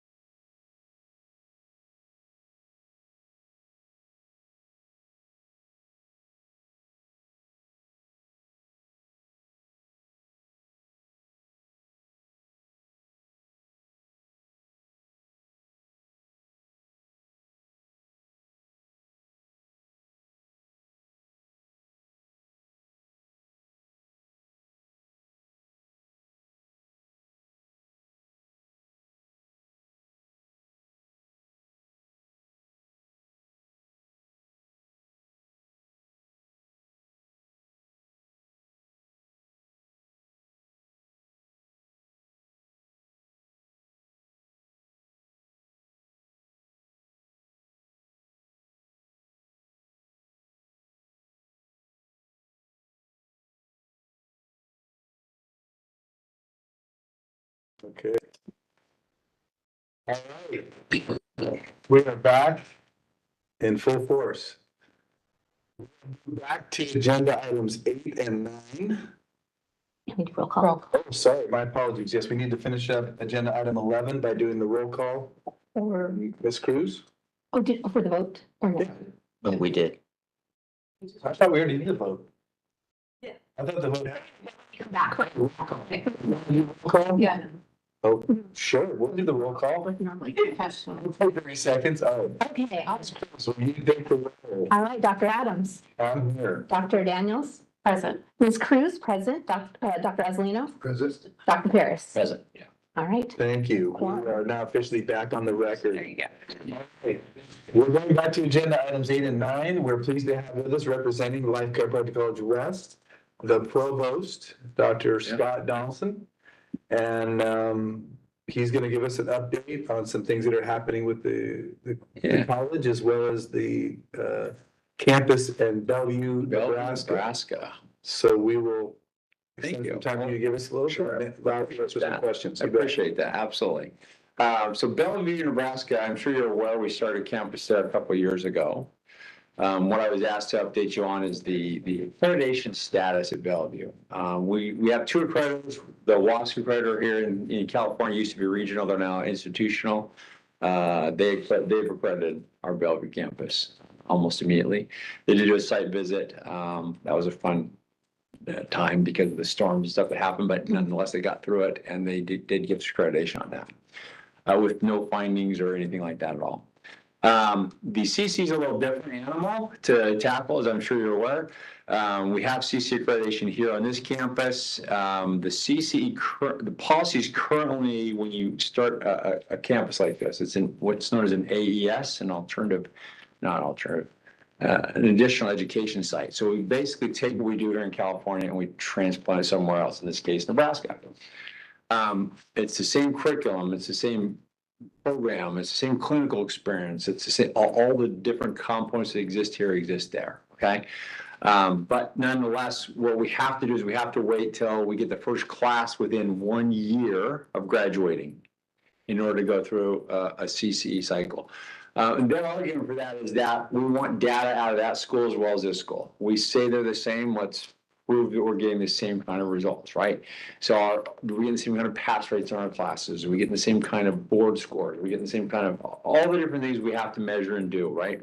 For CC and other people, they want us to measure to the extent possible those things and then present them in a report to that extent. As it works, I was telling Sergio and Larry here a minute ago, we're up for reaffirmation this next year, and the timing actually is like exactly perfect.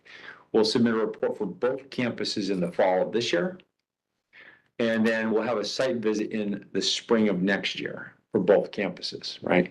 I've been on some of those site visits before for CCE, and they're not difficult. It's a little more challenging because you go to one and then the other, but that's what it amounts to. You look at one and then the other. And we don't have to be exactly the same because we don't have exactly the same people, exactly the same students and so forth, but we have to show similarities between the 2 campuses. If we can do that, the campus will be accredited, right? By CCE, probably by July of next year after their meeting. So we'll turn in the fall, we'll have the visit in the spring. Their meeting out subsequent to that spring is in July. And that's when they will either invite us to that meeting or they'll stamp approval on it one way or the other. We won't know that until July of next year. Okay. It's an interesting proposition to attract students to a school that's not accredited yet. It's less of a problem when you've got a campus been accredited for 40 years, and you're saying we're duplicating this program here, and this one has never had a problem, so this one should not, right? That's kind of our premise right now. The president has been working with CCE to try and get them to change those standards to where if this one's accredited, we're giving the same program, accredit us and approve us not worked out, rather than assume that, otherwise. And there's some validity to that, and that's a conversation that is happening at CCE. Didn't stop us from moving forward. It'll probably take years for them to change that. We'll all be retired by then, but it's a conversation that's happening at CC right now. So that's kind of where that Nebraska campus is standing. I just got a meeting with the student council there. There's amazing students there. There really is. It's okay. I can't.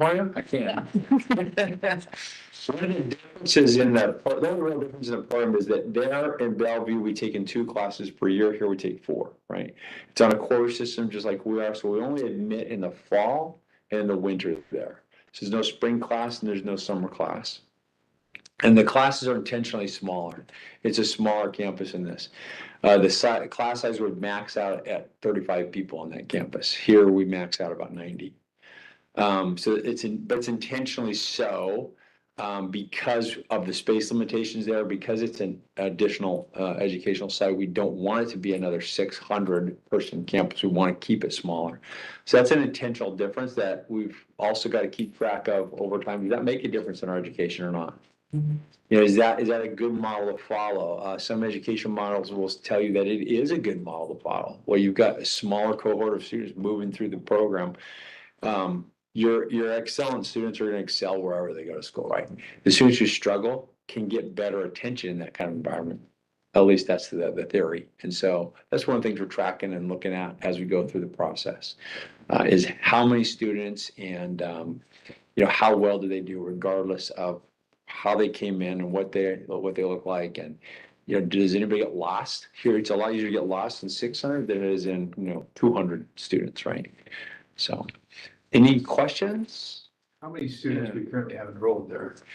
We have right now we've admitted 4 cohorts, and we're at about 45 to 48, somewhere in that range. Don't know exactly where. Sorry. And I'm sure you look at the demographics and where they're coming from and whatnot. Mostly Omaha and Iowa. Okay. We've got one student from Colorado there. Unlike California, when you look at them, there's not the diversity that you see because we're right in the middle of the country. So it's a lot of white kids, right? Here, if you walk around this campus, we're not that way anymore in California. The diversity comes out in other ways. It's much more, very much we've got LGBTQ students there. We've got students there that are different religions and stuff like that. And so there's a lot of that kind of diversity. But when you just look at them, you don't see it. Has there been a path or a desire for any of the students that are here to move there for cost purposes? Not really, no. No. We had a couple students in the very beginning ask about that, and it was more on the front end, because once you're here, you're here, why move? But we had a couple on the front end ask about that. I think we might have one student actually choose to go there rather than come here. But not much. But it would be a straight lateral move, right? I mean, they could. Yeah, they could plug right in because it's the same program, right? Yeah, you could from here, yep, you could do that, yep. And we've talked about that there because we have one student there that's really struggling right now, right? So far he's been able to keep up, and the problem is this is a blessing and a problem. Since we don't admit every term, there's times when classes are not offered, right? Because you don't have a second quarter or first term to fall back into. Right, if you fail a class, right? So we've got one student there, he's been able to keep up, but he has considered coming here. He's failed a couple of classes and he wants to keep on track, so hasn't had to do it yet, but he has thought about that.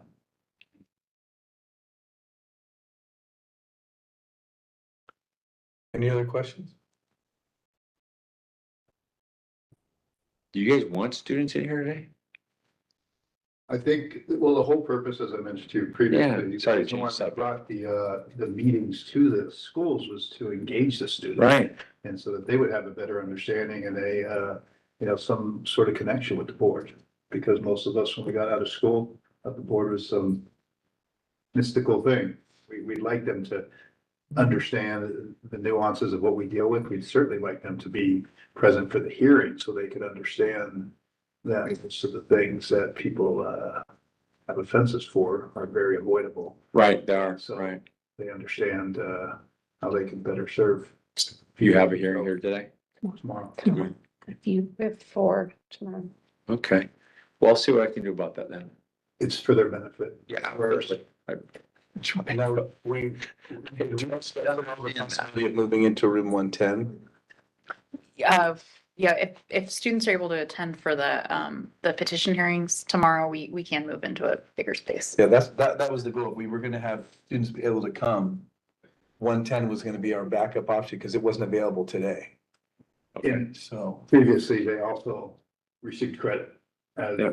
in the old days, we had Yeah. the Friday seminar. Well, I think it'd be better use of their time to actually see some of these hearings. Yeah, Make it real. yeah, you're competing with my seminar tomorrow, so. Well, so that's interesting because, the vice kidding. offices, we didn't know about this until Till last night, yeah, yesterday. yeah. Um, I'll see what I can do about that, okay? You may want to attend tomorrow, hopefully? your election tomorrow? Well, it's our post-service trip seminar. So we've got some kids that went on service trips with us over the break. They could be reporting out and I run that seminar. Just got back from Tonga, so it's great. But, Oh, that's wonderful, but, yeah, you know, but that's it tomorrow. So I will see what I can do about getting some people over to your meetings tomorrow. Yeah, previously the ethics Yep. class was shelved Yep. and they came into it was mandatory. Once again, if we want to make them better practitioners, I think we should make it mandatory that the students attend the state board meeting prior. to- like I said, I'll do what I can do. Yeah, I'll do what I can do. See what I can do. One more question. What time frame we're looking at tomorrow? we starting at 9 tomorrow again. 9 tomorrow until, We're done.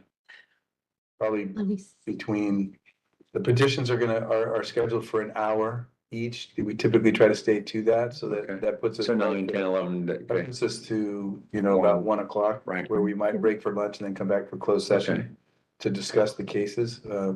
Hopefully we can expedite that if okay, the petitioners cut to the chase and allow us to get the questions, and we can sometimes expedite it. okay.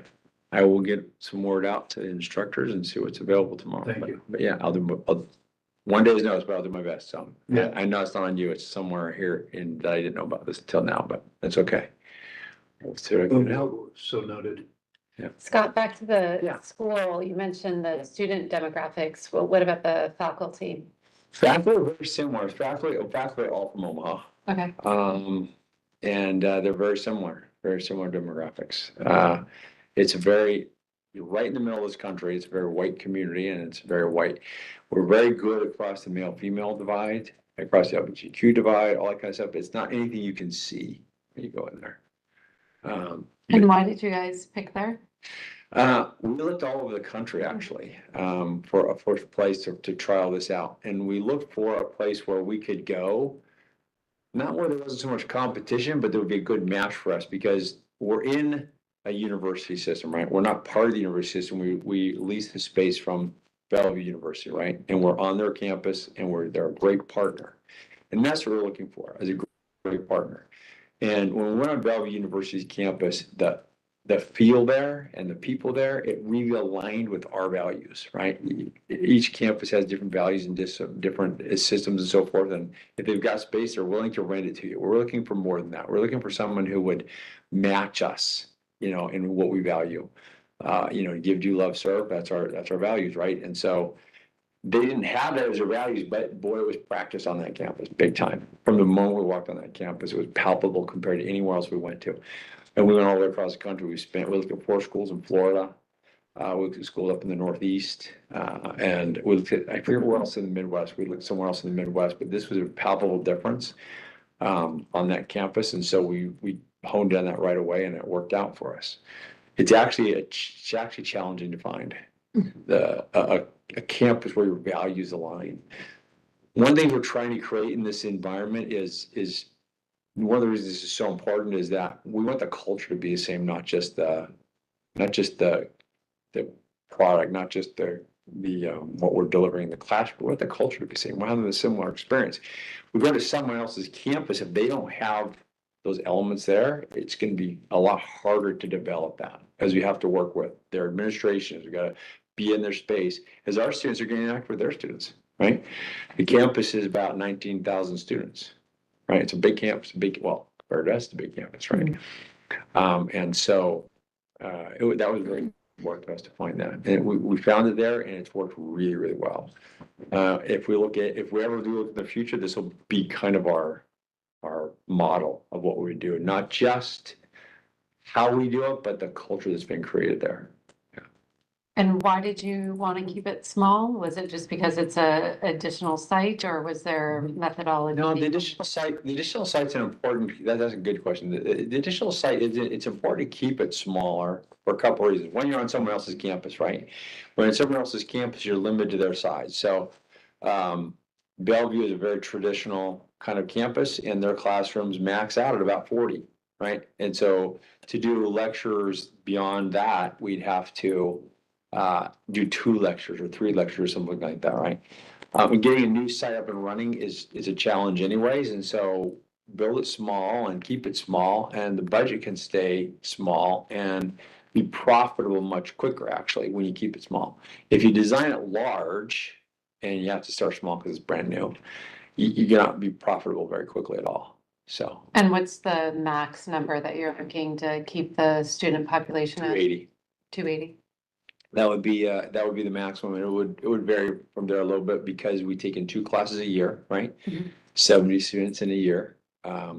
We'd hit 280, and then when we'd graduate one off before we could bring another one on sometimes. So it maximally would fluctuate from probably 250 to 280. I have a question. Yeah. Is Bellevue public, private, and are they specialized in any way? Or is it a health sciences university or It's anything? not a health sciences university. It's a public university, but they have tons of programs. They do have health sciences programs there. It's an interesting question because it's always been a challenge at this campus to get articulation agreements with universities around here. It's been just like pulling teeth out. In Nebraska, everybody's willing to write. Do you understand what an articulation agreement is? Articulation agreement, essentially, you do a couple of things with that. You go into the university and of any kind, right? And here's our requirements. Do you have programs that meet this? How do we help your students learn about our programs? Not to force them, but just so that I want to become a chiropractor. What does it take, right? And they've got a template of here's what you got to do to get into chiropractic school, right? Is essentially what an articulation agreement is. And there's a number of ways it can be instituted in different institutions. People in Nebraska and Iowa, the schools there are wide open to doing that kind of thing. I think, we just signed our 6th one the other day, and I've got a 7th one sitting in my box right this morning. Who would like to get an articulation agreement going here? They're reaching out to us for this campus in Bellevue on that.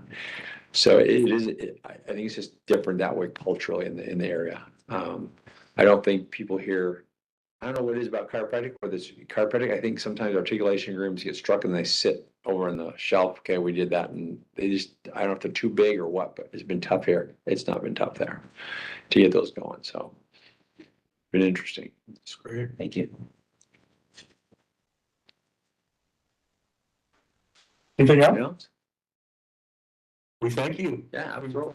You bet. Appreciate it. And I'll see what we can do. Okay? All right. Thank you. Appreciate you. Yeah. Have a great All right. day. Have a great day, Scott. Yeah. Appreciate it. All right, well, we covered both agenda items in one shot, so let's go back. Is everybody feel satisfied that we got some answers to what's going on there with their program? Pretty much the same as the program here. And then the question on question number 9. I feel pretty good about the answers that we got from them. I don't know that, there was some action that you were talking about before, but I think the best thing is that we were gonna just refer it back to the licensing committee because there's not really anything for us to approve yet until they get their accreditation. Correct. The staff recommendation is to defer action on that request until after that additional educational site in Bellevue has been accredited by CCE. But in the meantime, since they have made that request for board approval, we can on the board's website add like an additional line, acknowledging that school and with putting a status of application in progress pending CCE approval, just so it's a little bit more informative for those seeking licensure, or if students are looking, at least it's acknowledged on our board website. We can put on the website that they were WASC approved, right? That got completed. Yeah, we could put something about, we'll work with Dr. Daniels on the messaging. on it. California accreditation. Yeah, but at least that way it provides, some status that, it's in progress versus right now, there's nothing on the website. Do we need a motion for that, Sabina, or just put it on the website in that aspect? But obviously, we'll be readdressing this next year when that comes through. Whatever's pending or whatever's currently approved. All right. Yeah. Okay, excellent. Well, let's jump back to agenda item 12.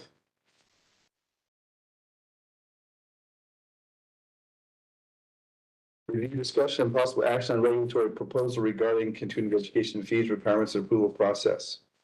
And I'll give the time to Ms. Walker for that.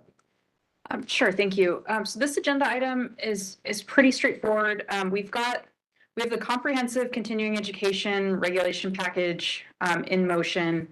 We've taken out the distance learning piece. We're going to run that as a single issue proposal and get that implemented, moving forward. And then we've got this larger proposal here that's going to be moving secondary to that.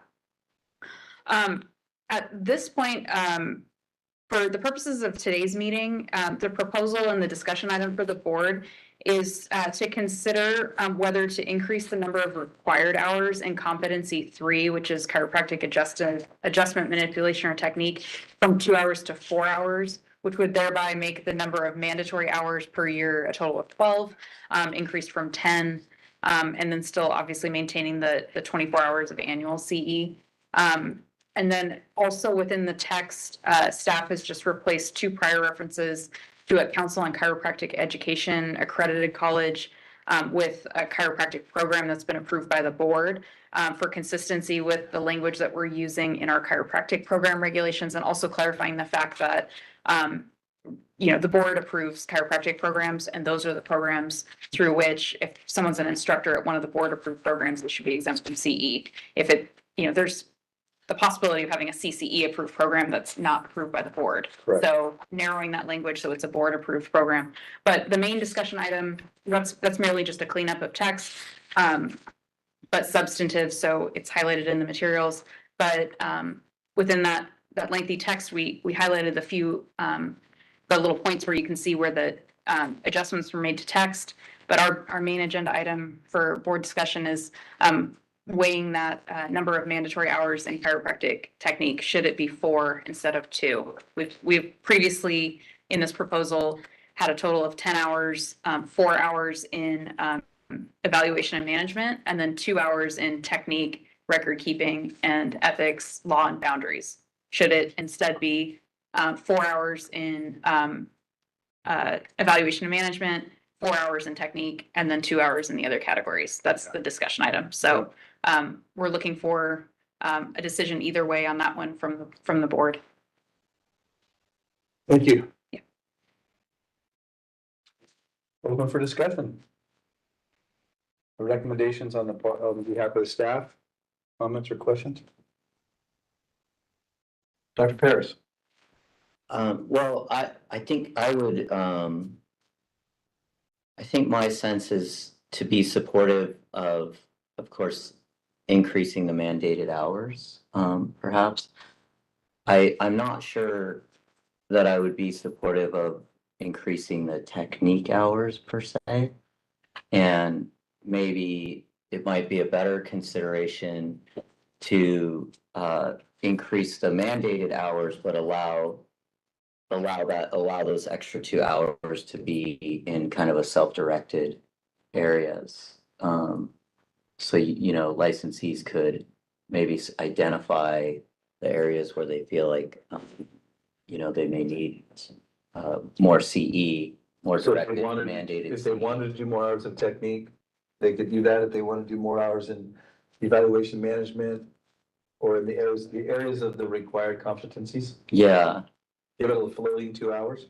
yes, that would be my sense. I also think when we look at like previous conversations here, ongoing for many years for everybody here, but previous conversations had revolved around trying, and the whole, I think, kind of the rationale as to when we started looking at increasing mandated CE, we really focused and reflected on enforcement and, what were the areas that we felt were really important, et cetera.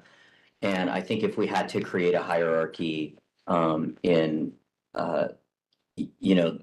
the amount that at least we see in enforcement, I don't know that that would direct us to increase technique. Technique, right? And there were also discussions over the years with the idea that should we even mandate technique? And I'm not supporting that, and I'm just saying prehistorically, there were discussions around should we mandate technique when it's really the core intervention and it's something that providers do every day. And we landed on yes, we think that thus that makes it important.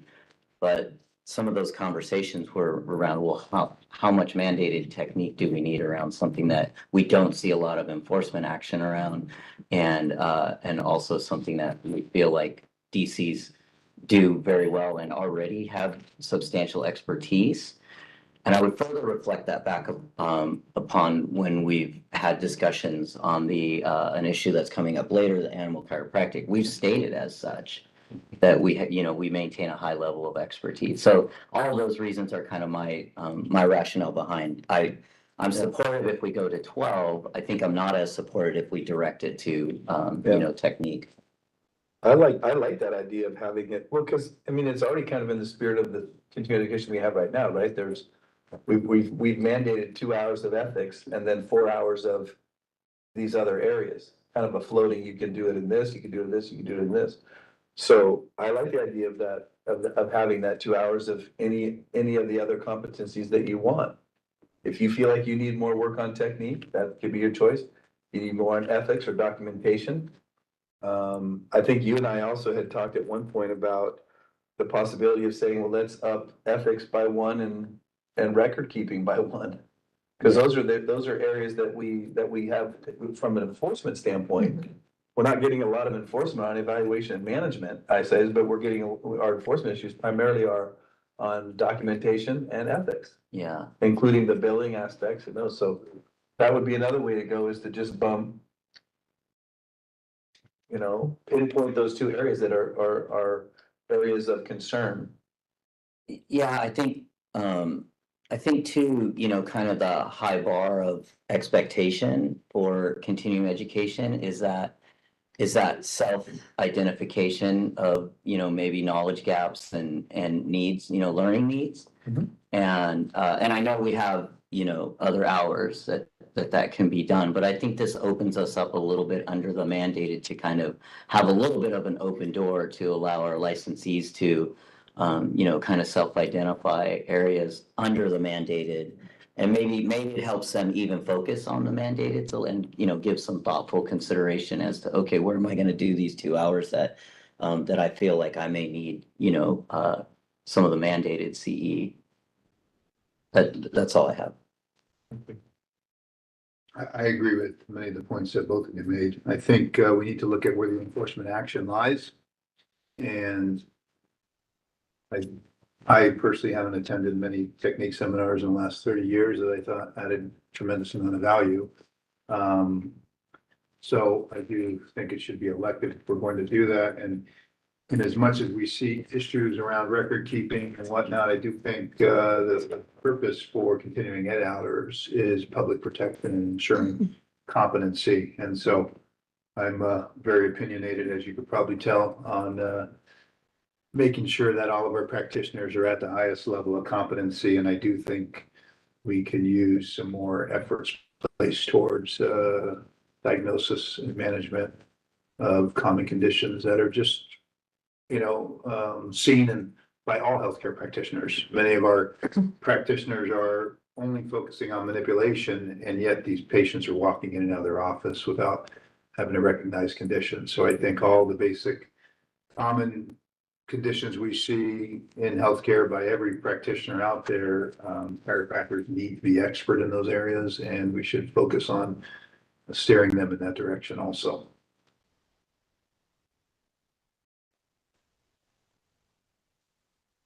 So are you suggesting moving the minimum 4 under evaluation and management to 6? Or are you suggesting, as Dr. Paris was suggesting, allowing the 2 extra hours to float between the areas 1, 2, 3, or 4? Yeah, I would not mandate moving them to a mandatory. I think leaving it, like Dr. Paris suggested, as an elective, and I think increasing the hours to 12 is a good idea also.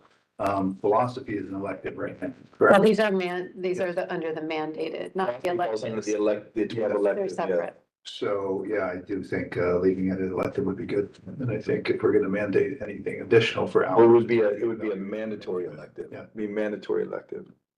How does that work? That's kind of a hybrid of what we talked about. How does that work as far as language there then? We'd have to figure out, we can figure out how to draft it. Just from, on the staff side, I'm thinking like compliance and audits, we may have a more difficult time trying to explain that and get licensees to do it. I mean, right now we have the 2 hours of ethics and the 4, and they get to pick their categories, and we still struggle with them, picking the correct categories and complying with it. So, the straightforward grid of do a minimum of these hours in these areas, my only concern is just the 10 versus the 12 and being understood. Plus then you have on top of it, you can only do 12 through distance, which is going to become, much more narrow. It's a lot of numbers, and I'm not picturing a grid that would be easy at the staff level for us to get compliance. Cause we get contacts from, a wide range of licensees. And frequently it's like, well, explain to me the continuing education requirements. So I can just see our staff even struggling with that type of system instead of being specific. Well, the reason I brought it up initially and asked it to be on the agenda is for that very reason, that I think it's a lot easier numbers wise, 12 and 12. And knowing that we've had the problems that we've had, we were already doing 4 hours of technique. That's why I suggested that. But, Dr. Harris's comment, but at the same time, if we're going to, in the same spirit, we have the 12 elective hours, right? And people can do whatever they want with those 12 hours. They could do all mandatory for their 12 hours. Kind of in the spirit of what you're saying is of, kind of self-directing, I need more technique, and if it's going to make it more difficult to get this package through, which is already been difficult to get it through, if this is going to sum it up and being able to, or make it difficult, then it might make more sense to be more prescriptive in it for those 2 hours. Are you suggesting 4 hours of technique? Well, that's what I initially had said, because it just kind of fit naturally with what people have already been doing. But I'm fine with, I just think that, and what I hear Kristen saying is that it might be better for us to have it be that we assign it to a certain competency out of the gate. Because it's going to go through a lot easier if we say, we want them to have 6 hours of evaluation and management, or we want them to have 4, 3, 3, 2. It still adds up to 12. People can, providers can write their courses based on the new competencies and match those as well. I don't like the 3s because, people tend to do things in 6-hour blocks often. That's why I like the idea of the 6-hour blocks. I like the idea of the 6-hour blocks. So my preference would be to either put 2 hours more in evaluation and management, which I think is certainly appropriate, or put the 2 hours into technique rather than have documentation and ethics be 3 and 3. Yeah, I would prefer 2 hours of evaluation and management for competency's sake.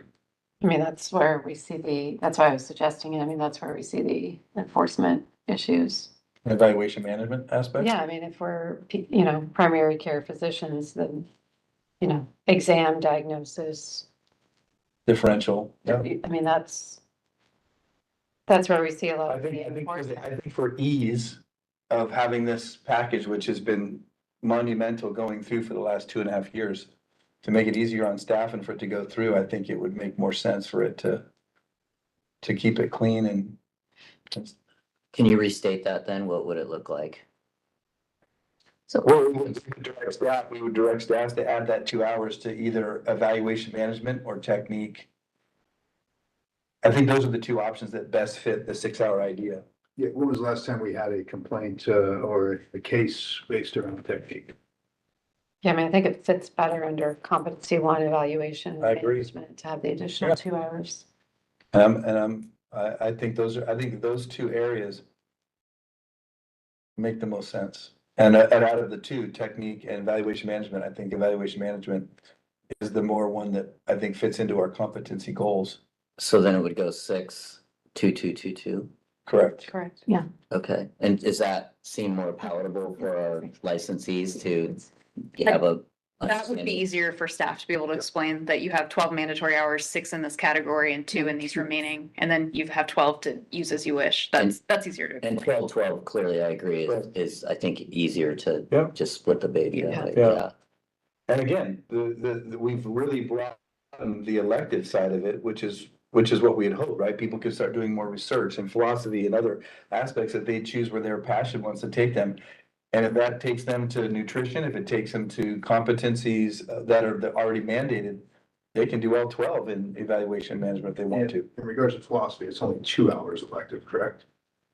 What you can do is your 12 hours, our idea was the 2 hours they could use it however they want. It's their elective.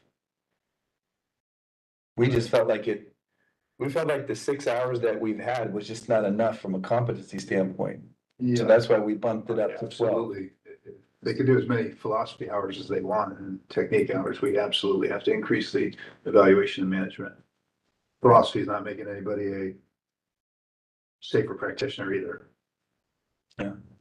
I mean, the intention of continuing education is to make sure that we're providing the highest level of service to patients. And I don't think philosophy falls in that category. Yeah, I think from a standpoint of what we're wanting, elevating the competencies of our practitioners, I think we're achieving that by going from, 2 hours of ethics and then 4 hours of 3 different options. Now we're elevating evaluation management, coding, billing, ethics, and technique.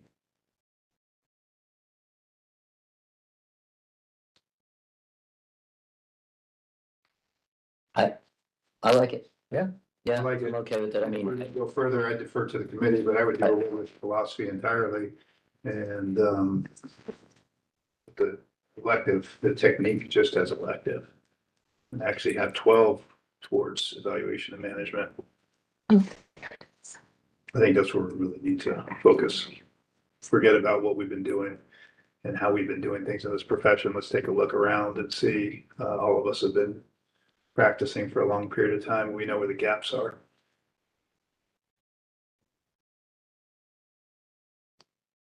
Well, I mean, we do get a lot of enforcement issues under competency too.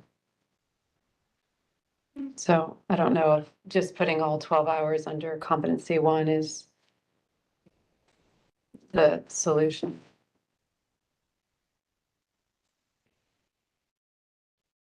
so now do we shift to?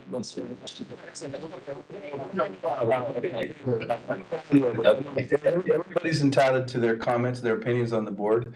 And I respect all of them. I think at this point, we've pushed this thing where we have, and there's been lots of opportunity for public comment, input from stakeholders and licensees all the way around. I like what we've done. I think it's good, and I'd like to see us not,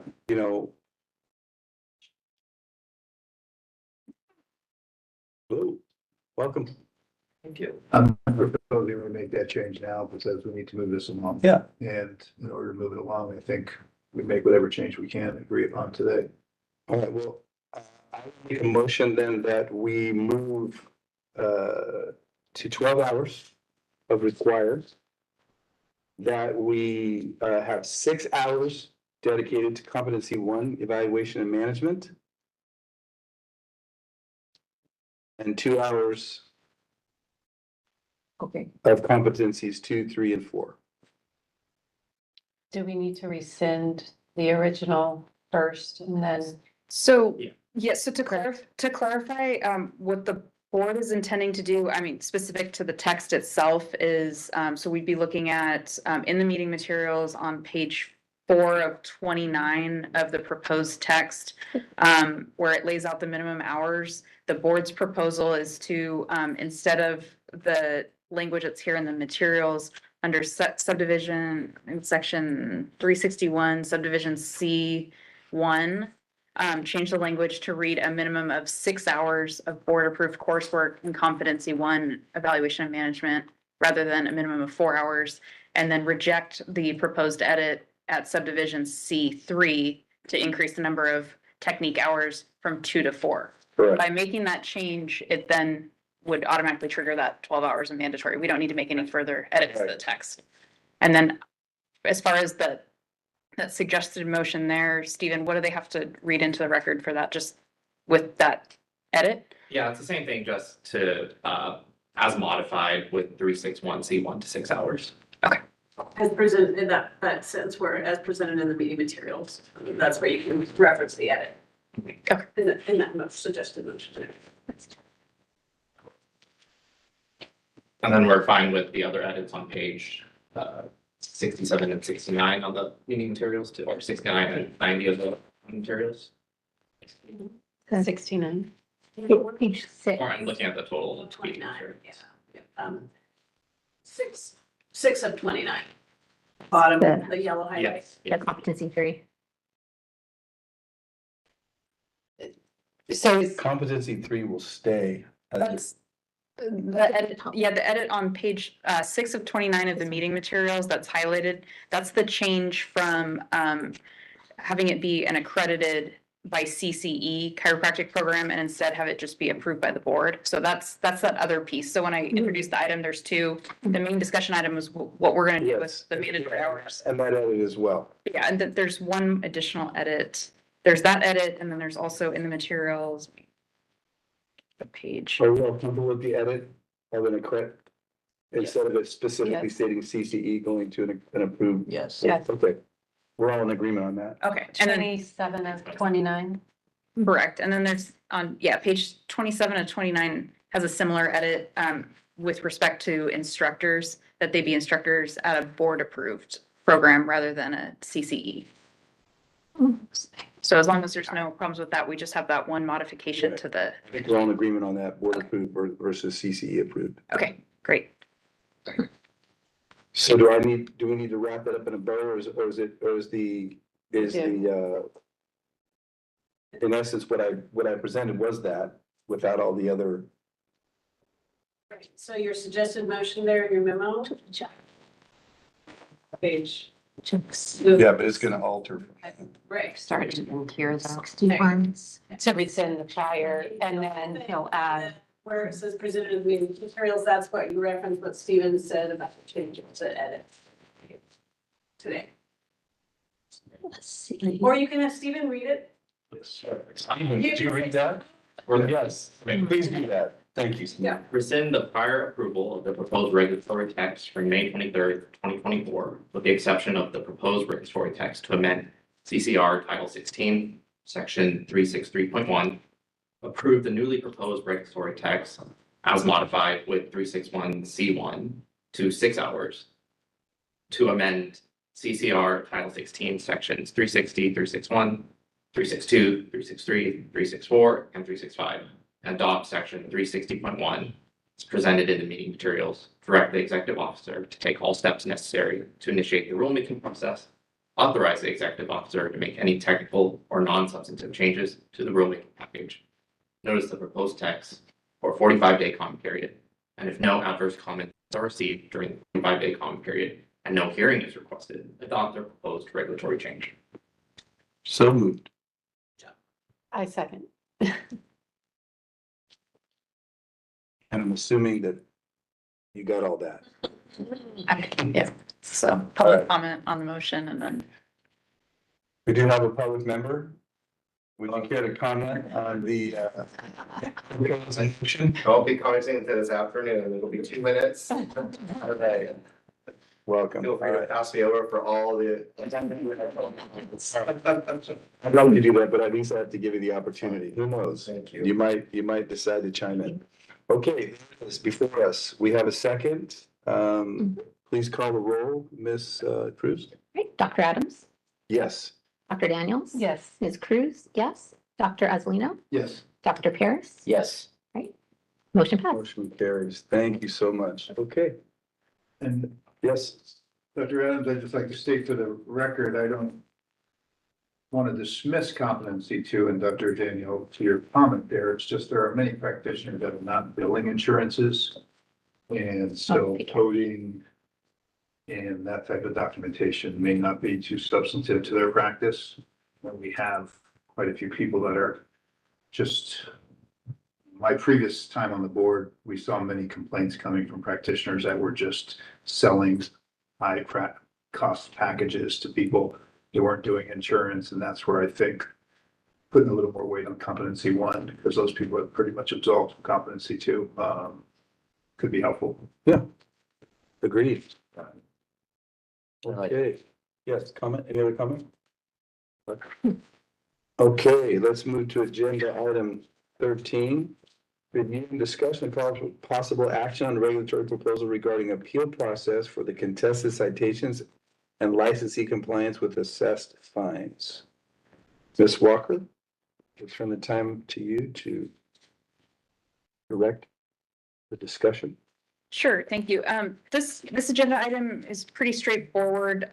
So the board had previously approved some text that's going to make conforming changes to our citation system to ensure it includes all the provisions from Business and Professions Code Section 125.9. And then also extend the deadline for requesting an informal conference to contest a citation to 30 days from the date of issuance on the citation for consistency with the timeframe for requesting a formal administrative hearing. We've had, so as you likely recall from the last meeting, the board did one of those motions to rescind and then reapprove some updated text based on some edits that were caught as we were going through the review process. When we submitted this package up to agency, there was 2 additional substantive changes that were deemed necessary before we can proceed with initiating the rulemaking process on this package. The first of which is the term licensee is being removed from the second sentence in section 390.4 subdivision A because the payment of any fine by any cited person, whether they're a licensee or an unlicensed person, does not constitute an admission of the violation charged. And then we're also proposing to add, this one's non-substantive, but it's highlighted there, is add BPC section 148 to the reference section of the 2 regulations, because not only are we relying on the authority, but we're also implementing the provisions through this package. There's the text is in the meeting materials with those very minor yet substantive changes, and staff is requesting that the board make that suggested motion again to rescind the February 13th approval and approve the new text. And I'm also happy to read that motion if the board would prefer. Yes, any discussion? So I just have one, my question would be, if we have a citation for a licensee and maybe it's the 3rd one for the same issue, and we want to use multiple citations as a rationale to move them to discipline, can we do that if they've never been actually had a charged violation? Like, or they just don't admit it and we just accuse them? And I'm not trying to be the legal mind here, but I'm just wondering, does that diminish our authority to use multiple citations to say, well, normally we wouldn't, let's say 3rd, 4th, whatever. Is that making sense? Okay. So when we generally, I mean, with egregious cases, even if it's a first instance, it goes directly to the Attorney General's office for formal discipline. But if we see a pattern where we've addressed something through whether a letter of admonishment, a written warning, and then a citation, and repeated citations for the same issue, generally the citations include an order of abatement to take whatever steps necessary to ensure you comply with the law in the future. So by about the 2nd or 3rd time you've done that, you're not getting a citation, you're actually going to get referred to the Attorney General's office for an accusation. And within that accusation, the DAG will include in the pleading the fact, the prior history. So they'll show that, on this date they were cited and on this date they were cited. So we can still use it. I'm hearkening back to soft admissions. Yeah. So I'm worried that this is another doorway to soft admissions, and we've had issues there. Yes. So that's my question. So this this would not affect that in any way. Because what I'm reading is that if it doesn't constitute an admission of a charge violation, have they committed a violation? Well, you're also talking about two different routes, Okay, right? You're talking about a citation route, right?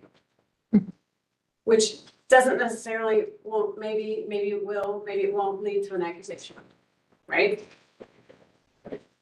We don't have to do a citation to do an accusation either, right? So you have a lot of different routes that you may or may not see through the citation route. They may, oh, you got me, okay, I fixed it, we're good, right? Oh, screwed up again, right? It's not gonna go through the citation route, most likely, if it's a repeat offender. and this doesn't diminish our authority to Even if do they that. say that, do it, I mean, how many times have you seen, no offense to our petitioners or respondents, but how many times have you seen them come in and say, it wasn't my fault? A handful. Okay, I understand. Thank you. Yeah, I mean, thank you. You can't predict what everybody's gonna say, but it's not gonna prevent us from doing either of our routes, but there are two separate type of directions you can go here.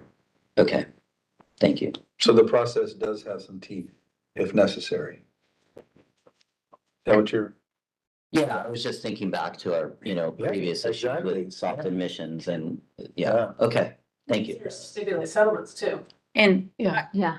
I also just wanted to add as a point of clarification, around that issue, the statute, so Business and Professions Code, section 125.9, specifically requires that our program that our citation system include this provision. So it's not something that the board has any discretion on whether to put in or not. The reason that language is being added is because it's required by statute that it be in there, and that's one of our rationale for why we're putting it in. It's not something that, the board discussed and decided to, give somebody a free exit on a citation. We're required to have it in there. All I'm told. Exactly. Okay, And you're not alone, it's Perfect. across TCA, understood. But the sense is still, this doesn't soften our ability to do.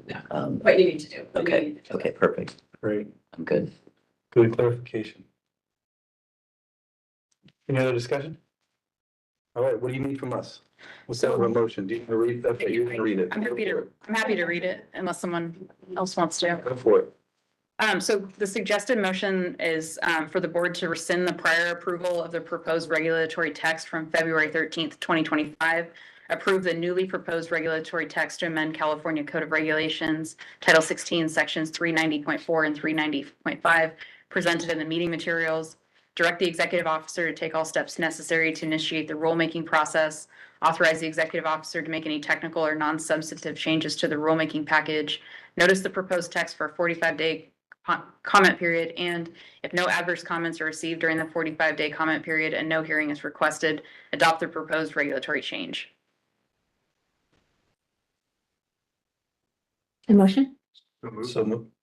Dr. Aslina, so moved. Second? Second. Dr. Paris, second? Any public comment? Sounds good. All right, thank you.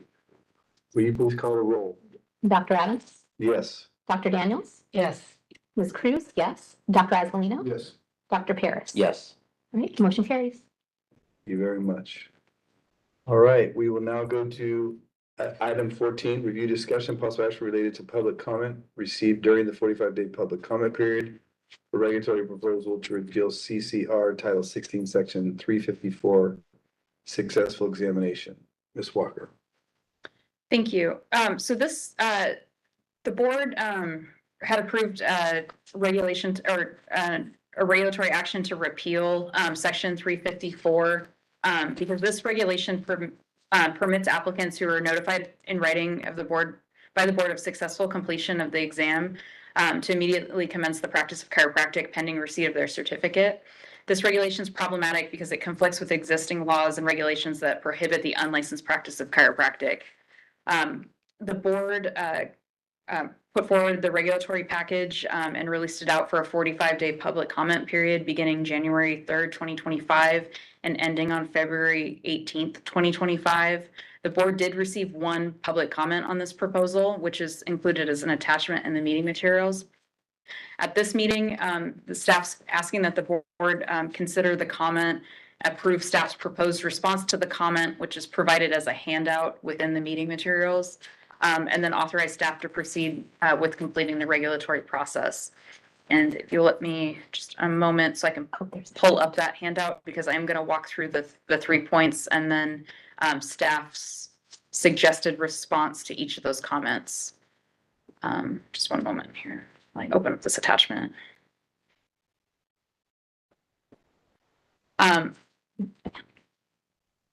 So there was the email received on January 4th, 2025 from Dr. Gambino. So we broke the comment into 3 sections. The first of which the comment was, the commenter suggested giving notice of successful completion of the exam to the candidate after the $137 fee is collected and after the board has finalized the application process. Staff's proposed response to that comment is that the board has reviewed and considered the comment and declines to make any amendments to the proposed text based thereon. And then further explaining that the board collects 2 fees for an applicant during the application process to obtain a license. First, a $345 application fee that's paid by the applicant when applying to the board for eligibility to take the exam. And then 2, a $137 initial license fee that's paid by the applicant for the issuance of their initial license after successful completion of the CCLE. The board must first provide notice to the applicants that they've successfully passed the CCLE so they can pay their initial license fee and complete the licensure process. The board cannot collect that initial license fee from the applicant before they've passed the CCLE for 2 reasons. 1, some applicants fail to appear for or pass the CCLE and subsequently abandon their applications. And then 2, the initial license fee amount can change through legislation or regulation during the period of time between when the applicant is deemed eligible to take the CCLE and when the applicant successfully completes the CCLE. Do we want to go comment by comment, or would you prefer that I just summarize them all and then open it for discussion, Dr. Adams? Let's summarize. Okay. So the second portion of that public comment, the commenter asked if the regulatory proposal is for first-time candidates and stated otherwise the rule makes it illegal to advertise as a chiropractor if the licensee has their license suspended for administrative reasons, citing issues such as no continuing education on record, fees not received by the board.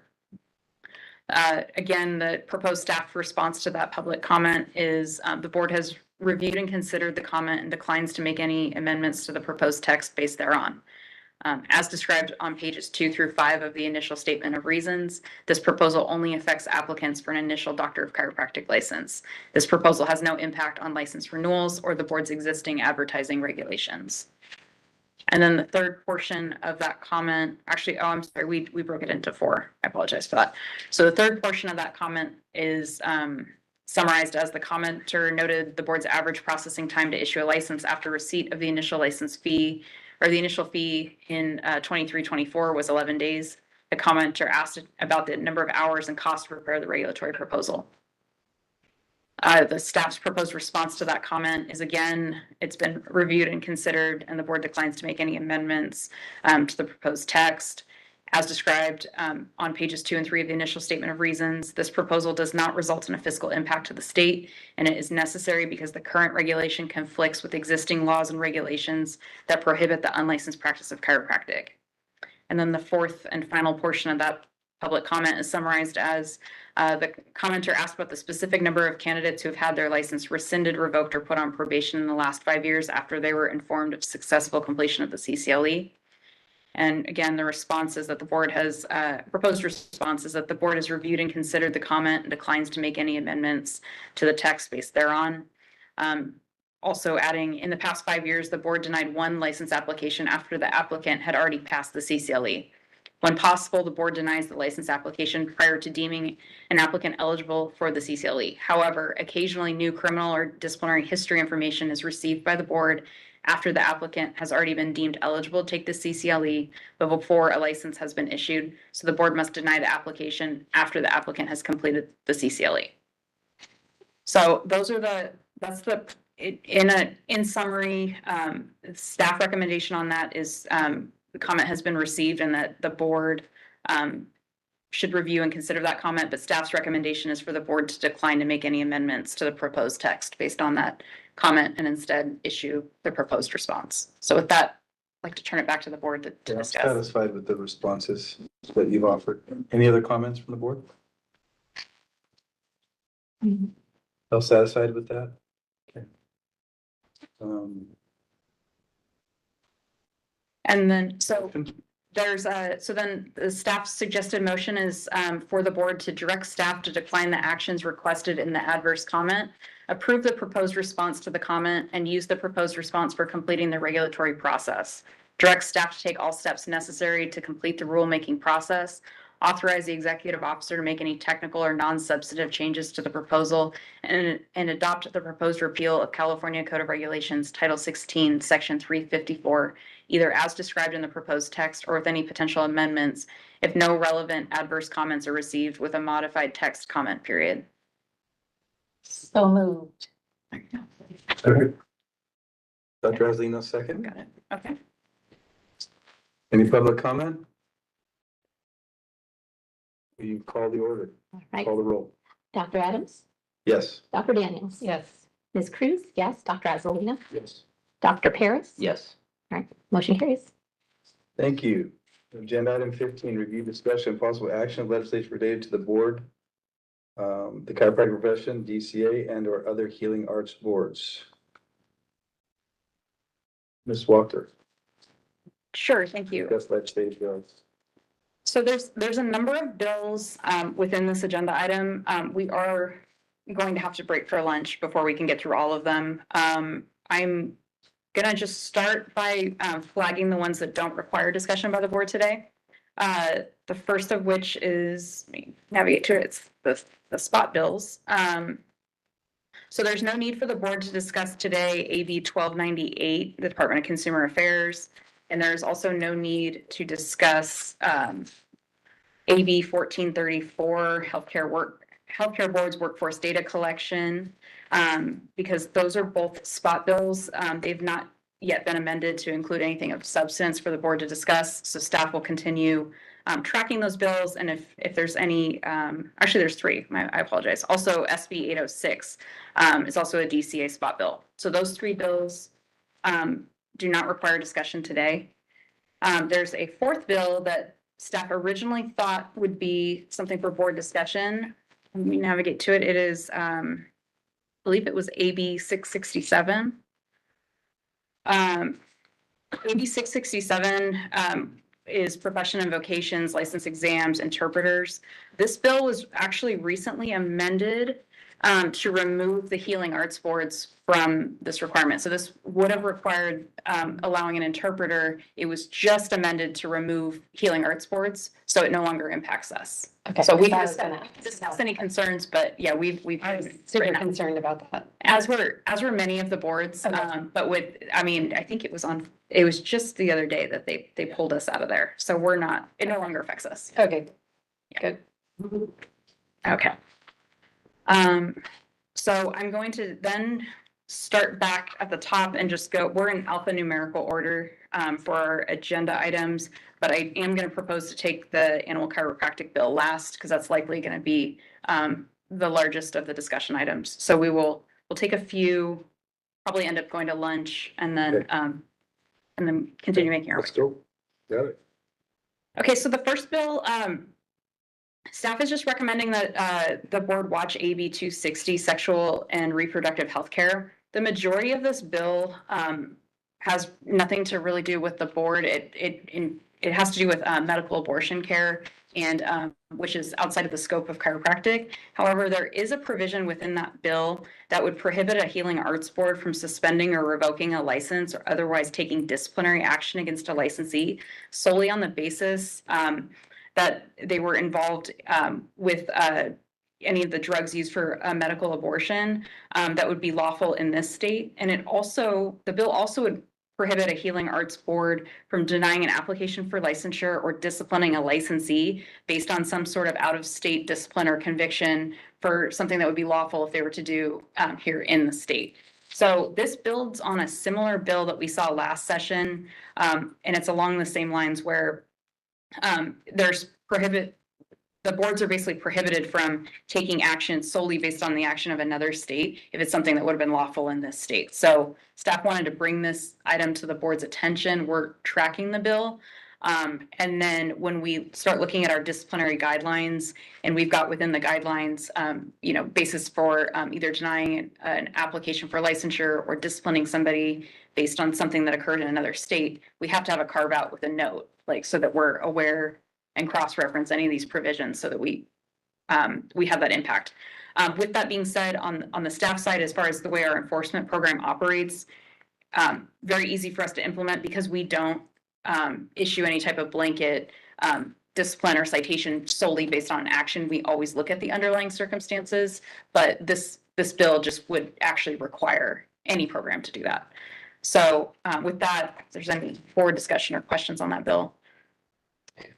Well, it's just, when I was reading through it, I was just wondering how it applies. I think you're leading to it, how it applies to us directly, or is it more indirectly as far as the language that's used there, cross-referencing it to our language? It would only apply to us in circumstances where we have some licensees that hold multiple licenses. So it becomes a very hypothetical of, we would have to have a licensee that holds additional licenses and just so happen to also get disciplined or convicted in another state for one of these provisions. So that's why our estimated fiscal impact on us is absolutely none. It's a very narrow situation, but we have to be cognizant of that because we are seeing more licensees that hold more than one type of license. Like we see MDCs, DCNPs. Yeah. Okay. So yeah, thank you for, I meant to make that point. That's the main issue there is majority of the bill is not within our jurisdiction, but we just have to be cognizant when we're looking at other types of licenses that our licensees hold. Okay, thank you.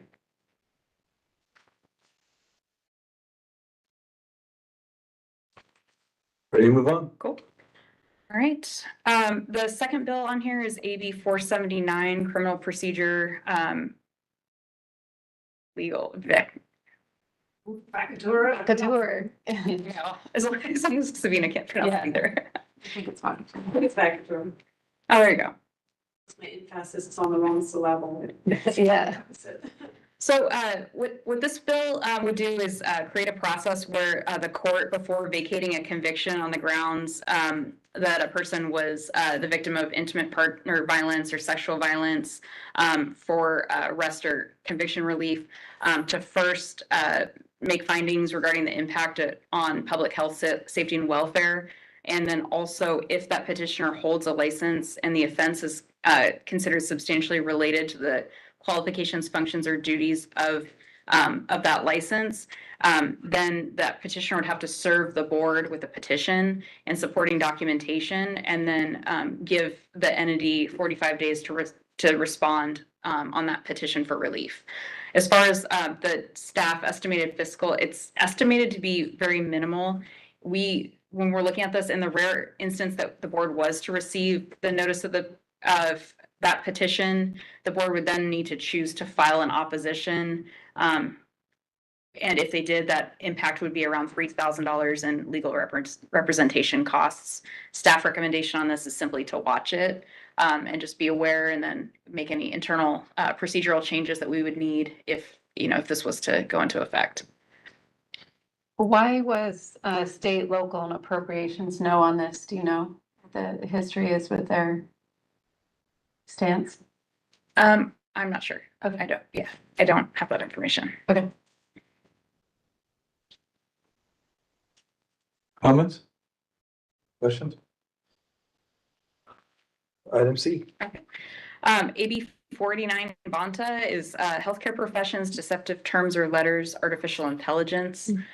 So this bill would basically extend existing provisions of law that prohibit someone from falsely indicating or implying possession of a license to practice enforceable against the entity that develops or deploys that artificial or generative AI technology.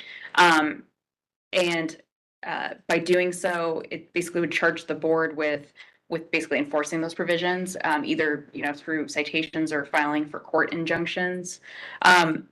Staff is kind of evaluated that bill and estimating a fiscal impact of approximately $13,000 in board staff time to basically have some of our enforcement staff dedicated to monitoring the use of AI and Gen AI within the profession for potential violations of the bill.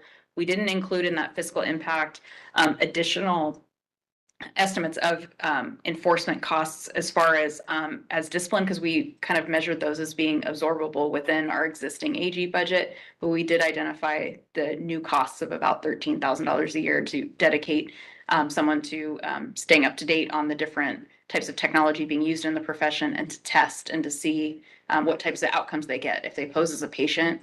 And using that technology, are they finding violations? So that's where that fiscal impact is coming from. Staff recommendation is to watch. The board could also consider taking a position on the bill because this one does directly impact the board. This is one that I think probably should have board discussion. Yeah. Question on this one. It's funny, I've talked to my husband about this. But I'm just in reading this and just what things I've heard, I'm guessing this is related. A couple examples I'm thinking of that relates to this is auto responses or auto system responses coming back to a patient, right? Right. So where it involves directions of what to do, what to use, how to use it, right? In terms of things your doctor is supposed to tell you or your healthcare professional is supposed to tell you. And so it's as simple as like almost as what's it called? Minimal risk is that to just complete blatant misuse of AI. So the range is large, and so yes, I completely agree that this is something to closely watch, because I can only imagine the impact that it's going to then have on the licensees and just practitioners in general of how are they going to operate, especially when you have smaller shops that are trying to, I want to say, fine tune their internal operations of just trying to what makes things faster and easier.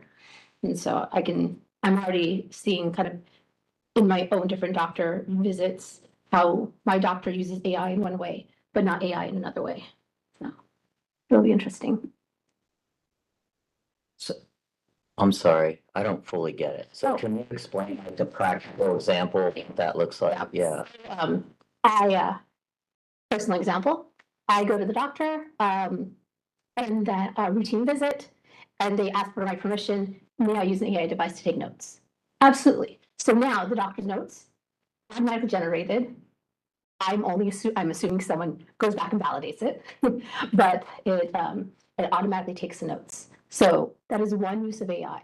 That next step that could be related to this is a doctor then using that information? Like, is the hospital or kind of their office using a prompt to tell to a practice Treatment plan or like is an AI agent, yeah.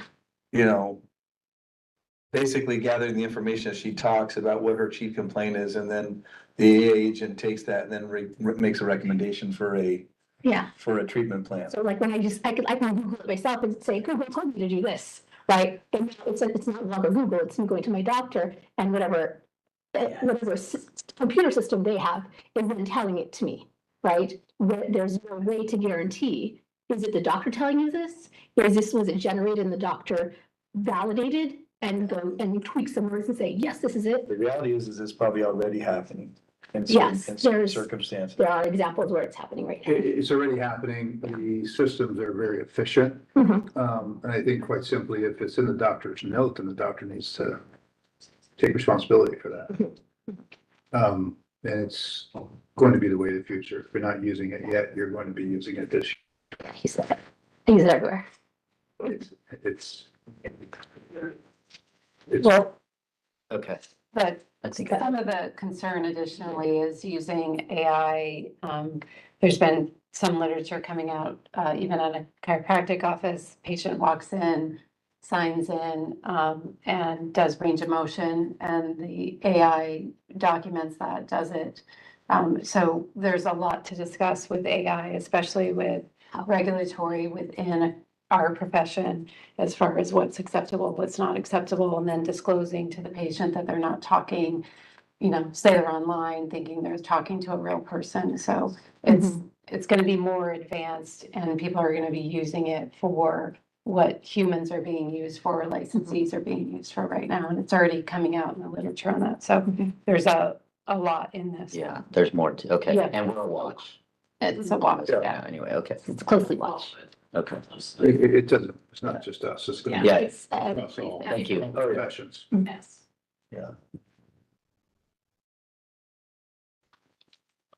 I mean, you got robotics doing surgeries now, so it's just a matter of time. AI, For radiology.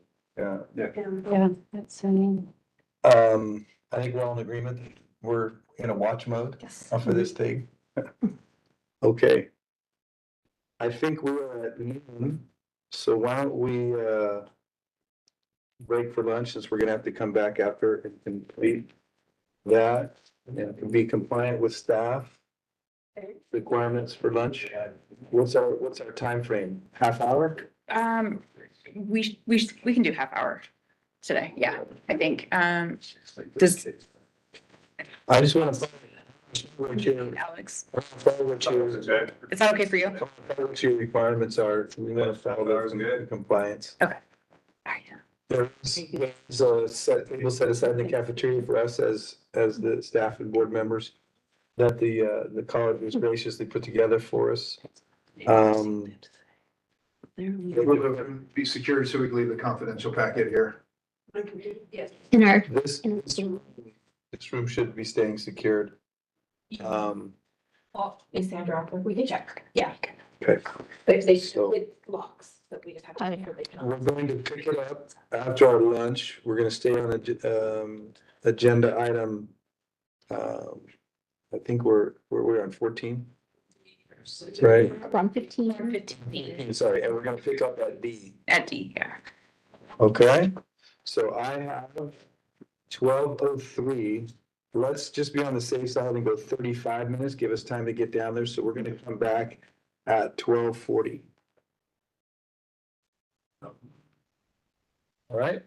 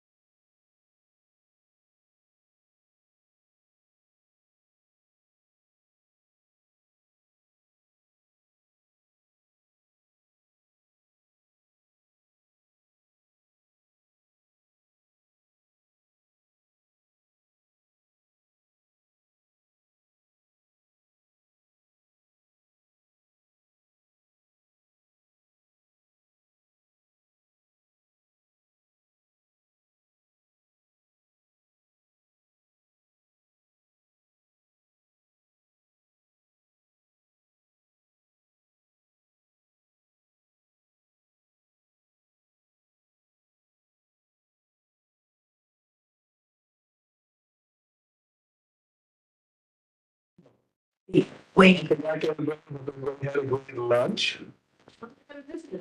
Ms. Cruz, would you take the roll, please? Yes. Dr. Adams, I'm here. Dr. Daniels, Present. Ms. Cruz, present. Dr. Azalina, Present. Dr. Paris. Present. All right, quorum. We have a quorum. Thank you very much. All right, we are back on agenda item 15 at item D, AB 601. Sure. We'll turn the time back over to Ms. Walker to take us through. Thank you. So AB 601 is about the reporting of child abuse. This bill includes a number of different provisions, but the one that's applicable to this board is the requirement within the bill for the State Department of Social Services to develop a standardized curriculum for mandated reporters and make that training available on its website. The bill would also require an employer having one or more mandated reporters to ensure completion of that training within the employee's first 3 months of employment or by March 1st, 2030, whichever is later, and then require the completion of that training to be documented in a manner that would allow the department to verify completion upon request. No fiscal impact to the board on this bill. It's one of the provisions where it's in the past, the board's discussed sometimes the need around mandated reporting and standardized training. So it's beneficial with that regard. It also does include yet another requirement on employers. So it kind of fits along with what we're kind of working on for developing resources for our website of all of the things that an employer, particularly a licensee who's an employer, has to comply with here in California. So this bill, we included it on the agenda for informational purposes, and staff will continue to watch it, and happy to open it for any discussion on there. I think it's a great idea. I mean, it's better than the last bill that we discussed. At least there was a prevention training that was going to be provided. So I was more in line with this one than the previous that we discussed. Item F. Okay. And then, so moving to AB 742, this is relates to the Department of Consumer Affairs licensing applicants who are descendants of slaves. So this bill would require DCA boards to prioritize applicants seeking licensure who are descendants of American slaves once a process to certify descendants is established. And it would make those provisions operative when the certification process is established, and then it would repeal 4 years from that date or on January 1, 2032, whichever is earlier. This bill is contingent and would only become operative if SB 518 is enacted, which would establish the Bureau for Descendants of American Slavery. This bill, we saw a prior iteration of it during the last legislative cycle. This bill impacts some DCA programs very heavily. Fortunately for us, it's not a major impact. It's, the fiscal impact at this point is none. If, once they develop whatever provisions would be necessary for us and describe what prioritize means, we can implement those rather quickly, but we're in a beneficial position in that we don't have licensing backlogs. So it makes it easier for us to comply. There are other DCA programs that this has major effects on when they don't understand what does the term prioritize mean. We're generally interpreting it to mean more like the expedites that we see, but the language isn't very clear. And then there's also just the general concept of if you're expediting or prioritizing everybody, then you're not really expediting anybody because everybody's a priority. So there's concerns from a lot of the other DCA programs about this bill. At this point, there's no specific BCE concerns, just given our good positioning as far as issuing initial licenses. Yeah. So we recommend that the board continue watching it. We're already pretty fast. Well, that's the thing. I mean, we talked about this last time that we asked, I thought we asked for an exemption on the last bill that came around that was similar to this, just because the amount of time to verify is going to be longer than the time that we actually take to license. So I just want to make sure there's no additional sort of hidden requirements when we can get it done in 2 days. But if they want us to verify, then that's going to be longer than 2 days. We could relay that informal request as well if the board would want, just to talk to the author's office and just kind of educate them on on our reality versus what the bill's kind of intending to do there. And maybe they'd be open to maybe either exempting us or doing something to that effect. The bill before, we didn't actually need an exemption from it because it ended up, I believe it died on suspense is where it got Yeah, but caught. when we So- talked about it, I mean, my concern is that this gets enacted, but it's gonna hold up their licensing Mhm. potentially because we do it so fast. So, I mean, that's my concern, that it's an extra step, more work, and it's not gonna get, because we don't have a backlog, it's not gonna accomplish what the bill is set out to do. But that's my 2 cents. Any other comments on item F? Okay, item G. Item G is one of the spot bills, so we're gonna go ahead and skip right past that one. We're gonna go to item 15H is AB 1431. Has to do with personal income tax credit for medical services in rural areas. This bill would allow a tax credit equal to qualified earned income for by a qualified taxpayer for medical services performed in a rural area in the state, beginning in this tax year and basically ending in 2031, not to exceed $5,000 as specified. This bill does have an urgency clause to it, so it would go into effect upon passage. This is more just placed on the agenda for general awareness of bills that affect our licensee population, not asking any or requesting any position really from the board on it, just bringing awareness to that fact of there's a bill out there to potentially have income tax credit for the rural areas, and it would apply to chiropractors.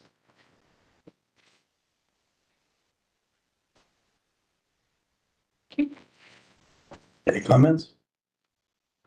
I think, so just note, this would have I think maybe a large impact, maybe larger than we can see, but is because when we look at the largest employer in the last few years of DCs, it is by a long ways, it appears to be FQHCs and RHCs. So those clinics are outpacing any other thing that I think we've seen, and ACA's through some of their past president, they've done some work on this and looked at it, and it's a much larger number than I think we thought. So those RHCs and FQHCs employ a lot of DCs. So I think this would have a pretty large impact on our licensees. And California leads the way, by the way, by a long shot also. That's all. Thank you.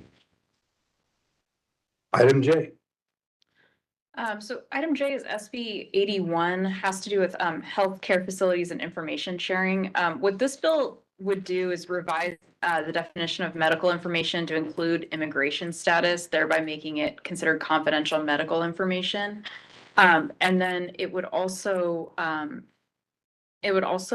a mandate on healthcare providers, service plans, or contractors. It would prohibit them from disclosing that medical information regarding a patient unless they've received a search warrant that's been lawfully issued and signed by a judge to a governmental law enforcement agency. It also would prohibit, to the extent permitted by state and federal law and the extent possible, a provider of healthcare from allowing access to a patient for immigration enforcement. This issue is really in response to what's going on at the federal level and differences with the state when it comes to immigration enforcement. It's a difficult bill. It's much bigger than just this board, but we put it on the agenda and brought it because, that line and, the things that, we saw it in prior legislative sessions around just some of these mandates that are being put on providers and having to balance, being in a clinic and having to balance the difference between state and federal law when it comes to an immigration enforcement type action. So putting it on the agenda for mainly for awareness, but this one does have some pretty widespread impacts on our licensee population. not necessarily on our regulation of the profession, but the profession at large. So we did want to bring this bill to the board's attention. We do recommend that it be watched, but there may be some items for discussion within this one. Discussion?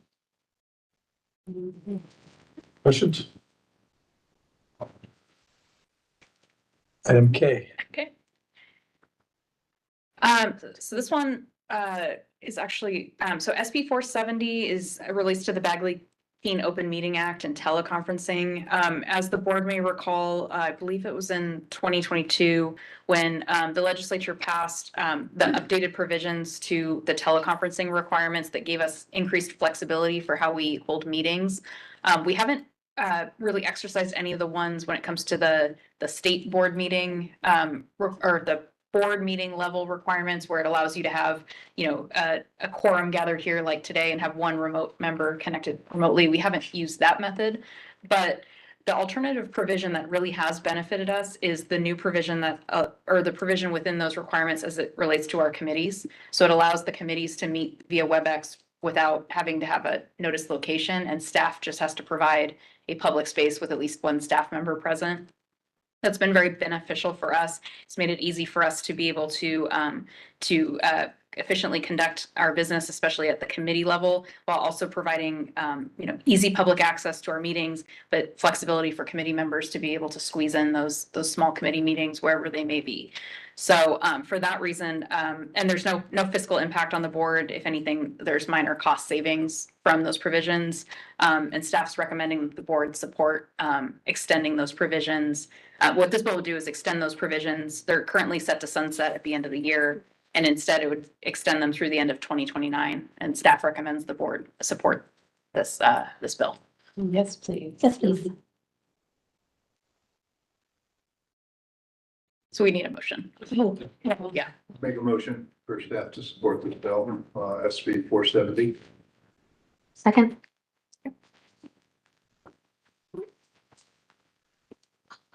Go. Yeah, public comment. And call the roll? Dr. Adams, Yes. Dr. Daniels, Yes. Ms. Cruz, yes, Dr. Adelina, Yes. Dr. Paris. Yes. Right, motion carries. Okay.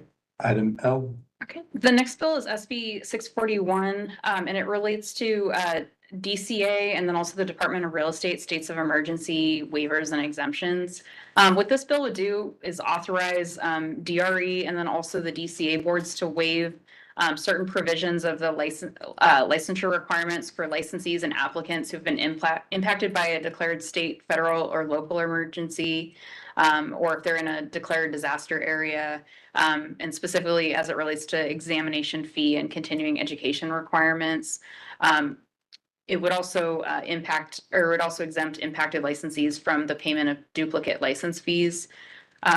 In addition, as it relates, it's giving the board's authority as it relates to states of emergency and waivers. Then it also has a separate provision that would require all applicants and licensees under either DRE or DCA boards to provide the board with an email address. So to the discussion earlier where we had the if this provision was to go into effect, then we can delete that because we have a statute that says you are required to give us an email address. So we can and it's also a very simple regulatory change to make based on a change in statute.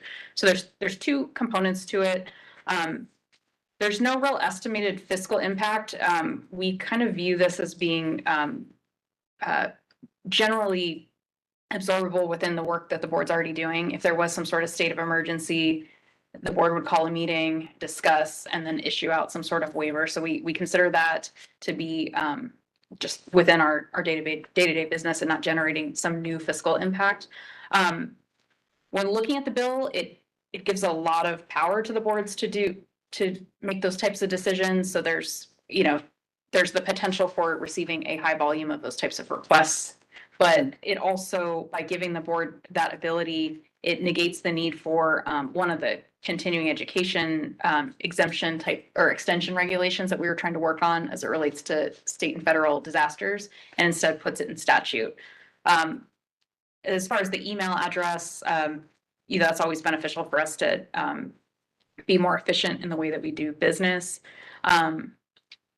And Sabina, I don't know if there's a requirement for an email address on file. Does that open the door for potentially being able to serve disciplinary documents to an email address of record, or are we still bound by? Yeah, I think whatever, or unless they're gonna update the other.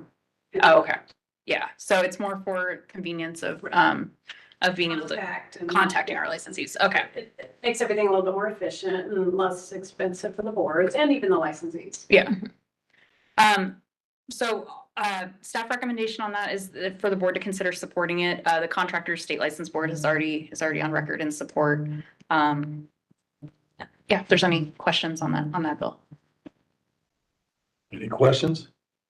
Since we have one other bill, can we just do all the ones that we support in one motion at the end, or we have to do each one individually? Well, you already did the one, Right. so I think there'd be this and maybe another. I think we should keep them separate for the Okay. record. Just want to double check. It's not gonna take up too much. But we would Right. have to leave that.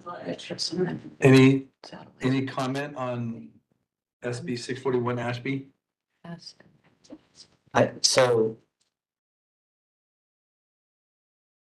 So if they were impacted by the emergency, let's use the recent fires in the Yeah, LA the area. fall.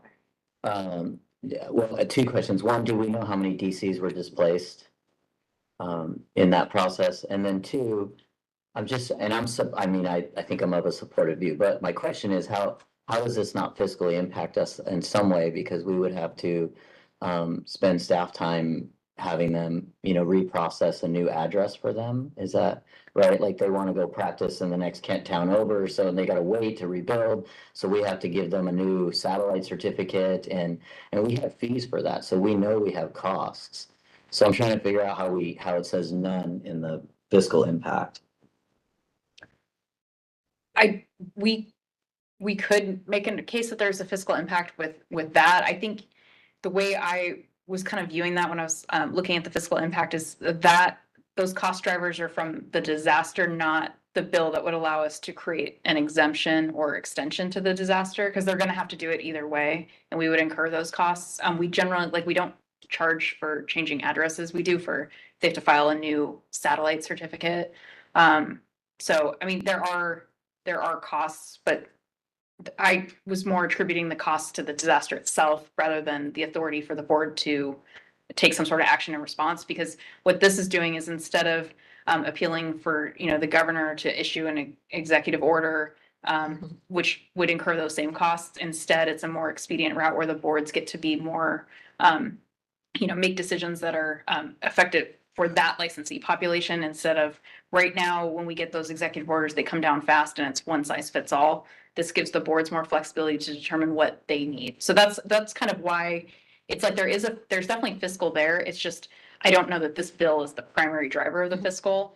And then the requirement for the email address has no fiscal because we've already got all the infrastructure stood up to collect all that. Okay. So that's where it was coming from. Yeah. You could make the argument that there's. No, yeah, understood. Thank you. Yeah. And I remember we talked about this, I think in the last board meeting, because I think the DCA member that attended shared exactly what you're talking about. The governor's, what's it called, kind of executive order that he put in place. But some of the questions I had, and I think this completely goes with what you're saying, the questions I had in that meeting was, because they called out, if you're in the zip code related to this disaster, then right, and it was there, I was like, well, what if my business zip code's there, but my home zip code's somewhere else? So right, or vice versa, or I have multiple locations. I'm like, now we're just getting silly.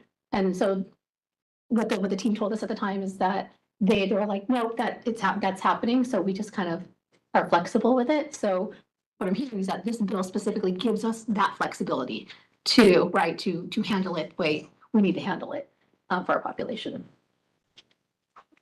And since we're already collecting emails and address changes as part of their cost, it's minimal impact then. I'll make a motion to support SB 641. I'll second. Any comment?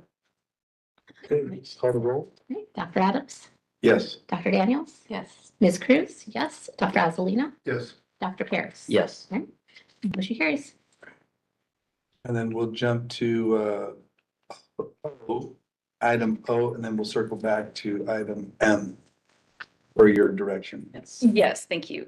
This one will be very quick. SB 861 is the Senate B&P Committee's omnibus cleanup bill relating to the Department of Consumer Affairs. It includes a number of provisions, but amongst those provisions is the board's proposal to add the board to the list of DCA programs with explicit statutory authority to obtain and receive criminal history information from DOJ and the FBI. By adding the board to this list of programs, it's going to allow the board to request and then authorize the board to receive certified records of arrests and convictions, or records of probation and other related documentation that is needed to complete an applicant or licensee investigation from a local or state agency. And just to clarify, this is really a cleanup provision. There's at the federal level, there's been an increased amount of scrutiny for programs' authority to receive criminal history information. So this is one method that we're looking to shore up in case there was to be any checks on our authority, because it would put us in line with the rest of the DCA programs that already have this authority under the statute.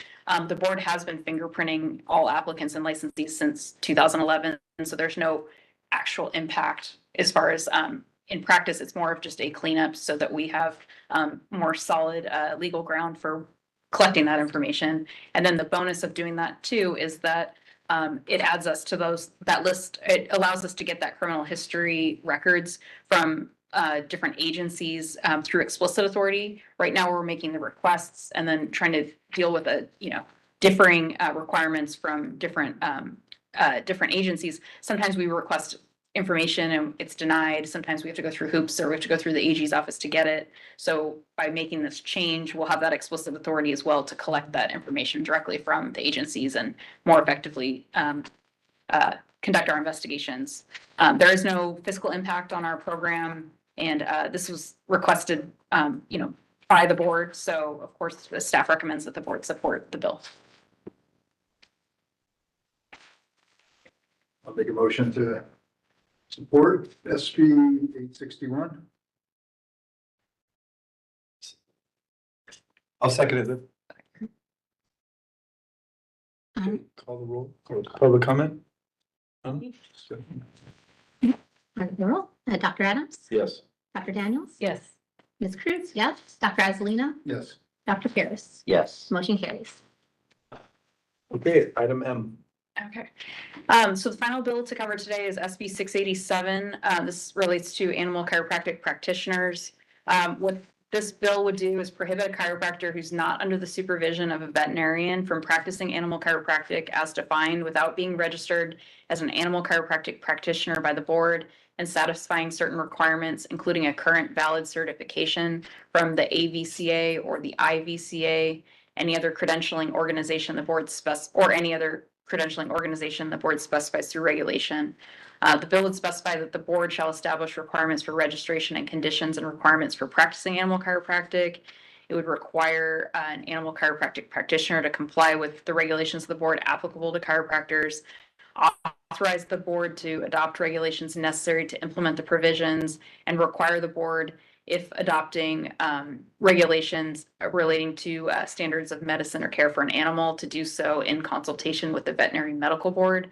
It would also make an animal chiropractic practitioner exempt from the Veterinary Medicine Practice Act.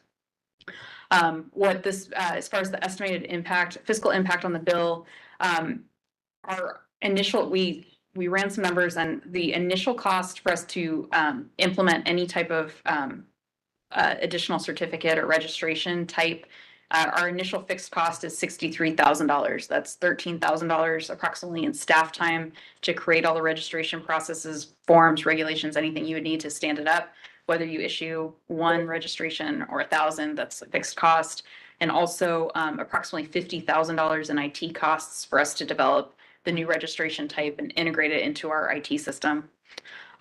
Additionally, there's not a lot of data available, so we took a stab at trying to come up with an estimated fiscal for registration and enforcement costs. And we came up with approximately $75,000 beginning in 26-27, and then increasing to about $131,000 ongoing.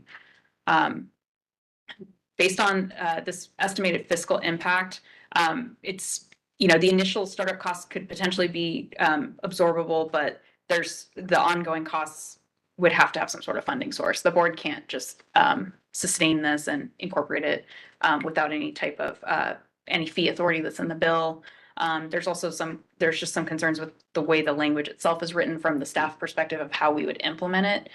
There's a lack of specificity, things like when it talks about registration, we have initial applications and renewal processes. So there's a lot of issues at that level. But before you even get there, policy discussion I'm not asking the board to have that discussion today, but there's the policy issue of animal chiropractic.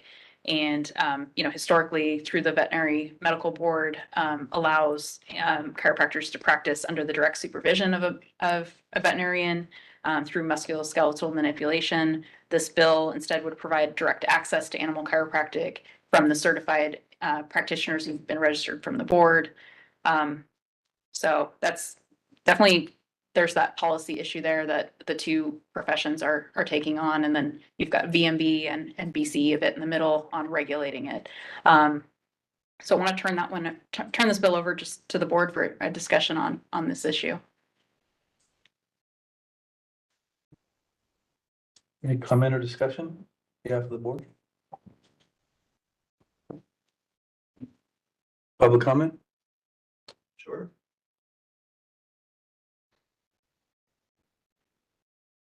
Came all this way, I might as well. Thank you. Thanks for having me here today. Hard to find a seat.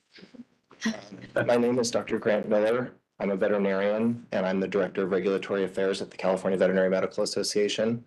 While I primarily represent the CVMA, today I'm representing a coalition of over 122,000 veterinarians, not only statewide, but nationally, who are opposed to SB 687.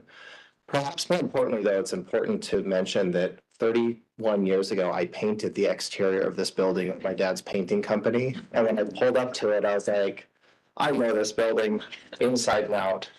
So I'm a native from Livermore and Hayward, and this building is very familiar to me. The paint job held up pretty well, too. The CVMA is opposed to SB 687 by Senator Ochoa bill because it permits an expansion of chiropractor scope of practice based on a certification course. Because there are no animal training components of a core licensure education for a chiropractor, we have some pretty significant concerns about this bill then allowing chiropractors to expand their scope of practice to include animal species. We just feel that a chiropractic course is just sufficient to do that based on our knowledge of each animal species and then the wide array of animal species that chiropractors may come into contact with. We think that it's in the best interest and protection for both consumers and animals to continue using the current model that we have, which is tried and true. It's as mentioned by Ms. Walker in the Code of Regulations, Section 2038, at least for us, that allows chiropractors to work under the direct supervision of a veterinarian, which creates a nice collaboration between the two of us and provides good protection and oversight for animals and consumers. The bill will task you with creating regulations, although it gives you a very limited ability to create regulations to determine how the animal chiropractors will do their work. And it'll also make you field and investigate any complaints for them. And I just wonder, is this board equipped to do that? Do you have expertise in animal species? And do you know where the line might be drawn on a horse versus a dog? And so we feel that this really is the practice of veterinary medicine. The Veterinary Medical Board should have some jurisdiction in this, but the way that this bill is written, they have an informal kind of a courtesy that you might be informing them that you're doing something, but they really have no authority whatsoever. But this squarely falls within the practice of veterinary medicine because it's being done on animals.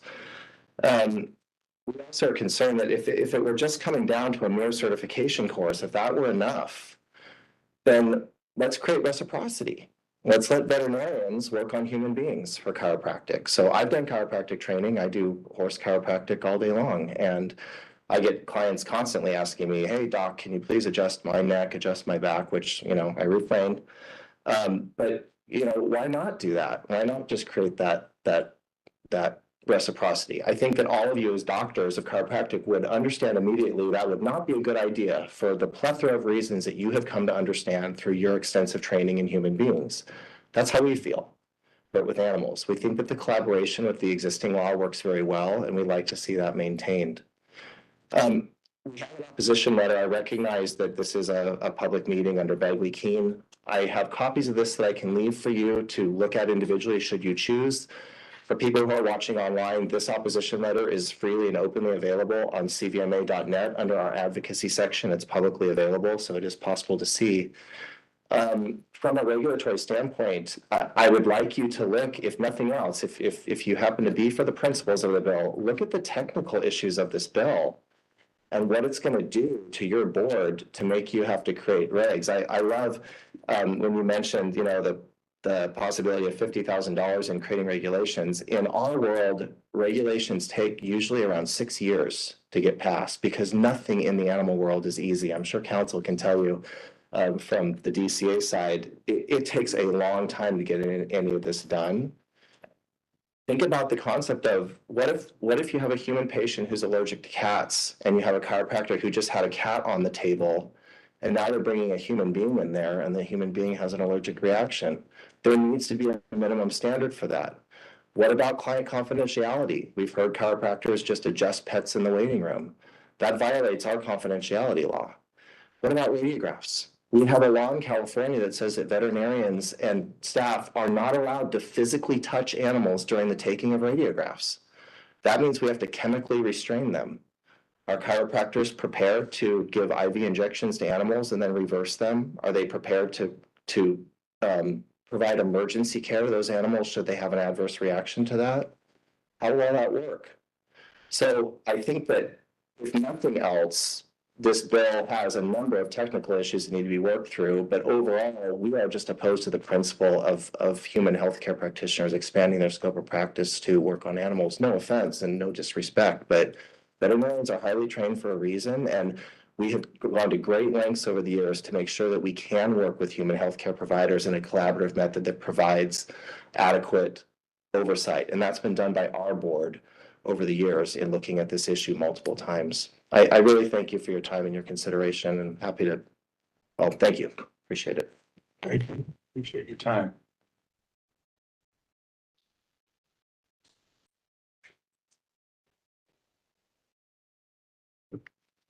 Before we move on, can I make a suggestion that we consider the staff recommendation on this agenda item, which was that we consider requesting the amendment to the bill to provide the board with authority to charge the fee to issue and renew animal chiropractic practitioner registration and to cover the board's additional licensing and enforcement costs. I think Yes. Do we just need a motion, or I imagine We would need a motion. or, yeah, I'm not sure what has to happen there. Are you wanting to take a position and request possible amendments, or you just want staff to work with, to contact the author's office and see if there's possible amendments available? The recommendation was that the board consider requesting that amendment, and so however that process is Right, so best. you can do best done. support if amended, oppose unless amended, you can do something like that, or unless you don't want to take a position right now, you can just direct staff to open a conversation with the author's office and see what's, you know, a Yeah, the latter. discussion, The latter. The latter. Yeah. Yeah, not need a motion for that. You Yeah, can okay. just tell the staff, this is what we're thinking, this is what would be great to hear from the author's office, but they're open to, are there other amendments on the horizon? I'll let the chair direct that. Yeah. I like that. I think that's the best way to go. We'll take a position of watch, non-support at this point, and encourage the staff to reach out to the author and see what's coming down the pipe. And then once we get more clarity and more direction, then we'll be in a better position to take a stance. Okay. All right. We have already done the motions that we needed to on the particular bills, so we'll move to agenda item 16. Folks, I appreciate your time. Appreciate you coming. Take a look at the paint job, I think. Yeah. Paint job. Michael did the painting. Relaxing than lobbies. All right, so review, discussion, and possible action on the recognition and advertising of chiropractic specialties. Ms. Walker. Sure, thank you. So just briefly, and this agenda item ties a little bit into what we're gonna get into with agenda item number 17, but and it also ties in a little bit to the animal chiropractic issue. In summary, there's a range of, there's what this board considers to be a true chiropractic specialty. And then there's the range of what is out there in the profession and even in other professions as far as advertising around specialties, board certifications and things to that effect.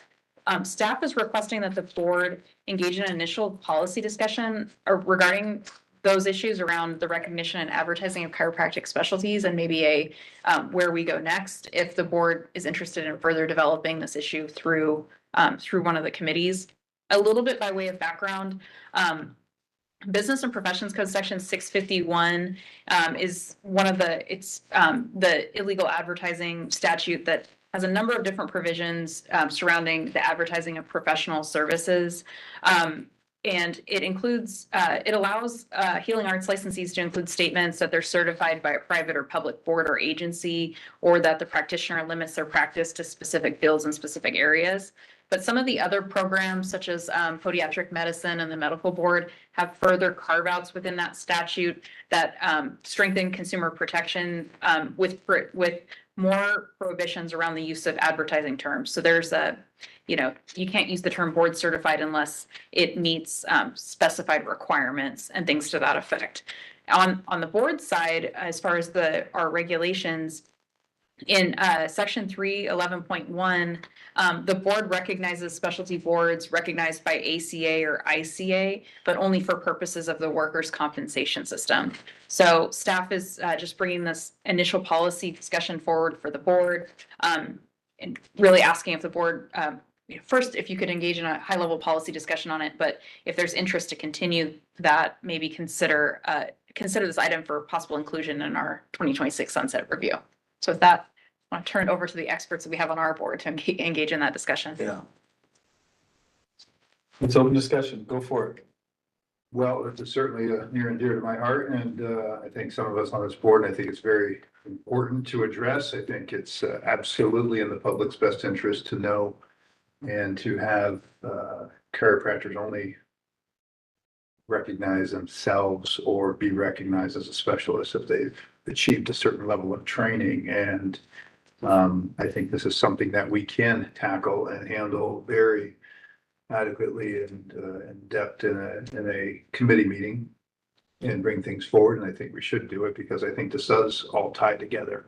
He has some great points that maybe were not thought about by the people that are in favor of animal chiropractic. And the same goes for the rash of advertisements that we've seen from people dealing with neuropathy and all these other specialties. And as you probably know, 3 of us on this board hold diplomates in chiropractic neurology, and it's we were the first board to have received the national credentialing in multiple different by multiple different agencies. So I think it's best that we deal with this in a committee unless we have anything actionable right now.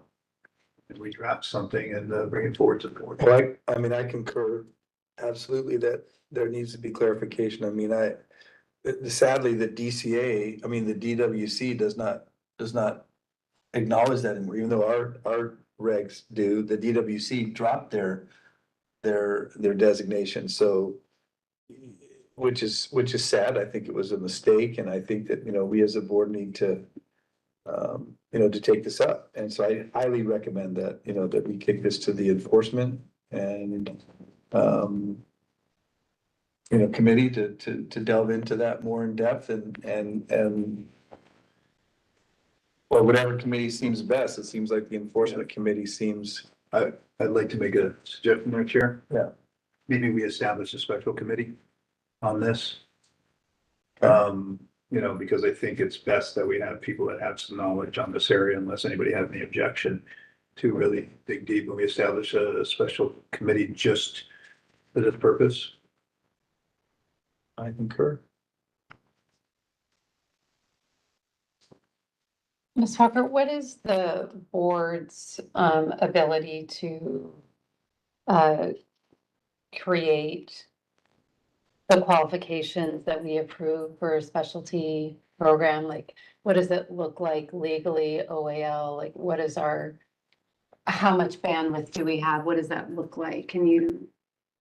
So it's the balance between the free speech, commercial speech, and then protecting the public. With those things in mind, and then with what kind of goes into trying to go through a regulation is the thought behind, let's see if this is something that we could potentially float through sunset as a legislative bill, not a regulation. Okay. But to start those discussions with the legislature, we have to have a proposal. So it's really a matter of starting with, if the board can draw some sort of line of what's, where, or if there's, different levels of certification that's acceptable. So we have a proposal that we can present. The idea would be to be able to get either something, an amendment to section 651 specific to chiropractic, or have them place a general provision within our statutes on this area. But actually, that's kind of the strategy on it, would be to try to get it through legislation, not regulation. It would be much more difficult to try to get it through the Office of Administrative Law. What we've been kind of seeing through Sunset is a lot of the committees are asking the boards, like, what can we do to help strengthen your consumer protection mission? And this is one of the areas where we've seen, like, especially at the staff level, just kind of the harm that's done with a lot of the misinformation around neuropathy and different advertising to that effect that's used really relates into a lot of consumer complaints. So if it's something, there's the carve outs that are in existing statute around, protecting the term board certified, whether it's that or specialty. We just have to have a much broader discussion and develop a proposal. But the idea is, and it sounds like there's interest, would be for the board to include it in sunset and bring it forth for the legislature to put it in a bill.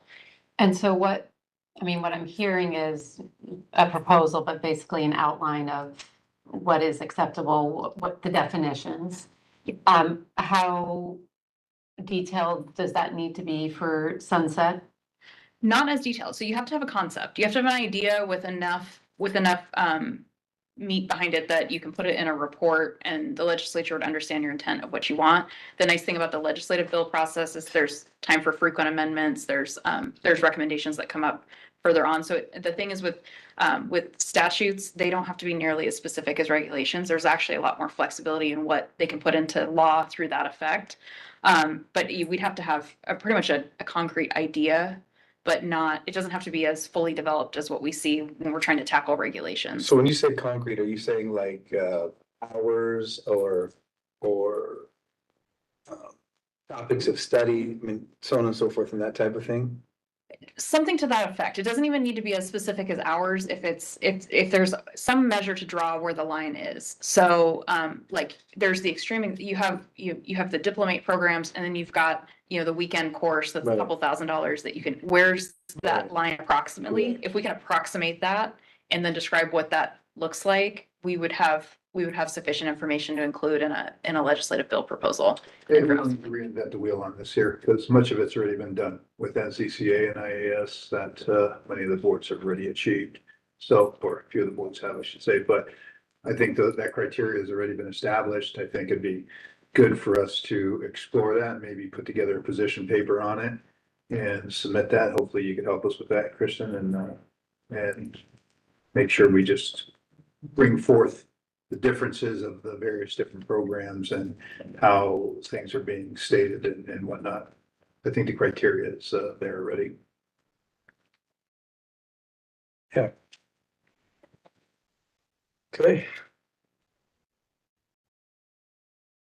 Any other comments? Discussion?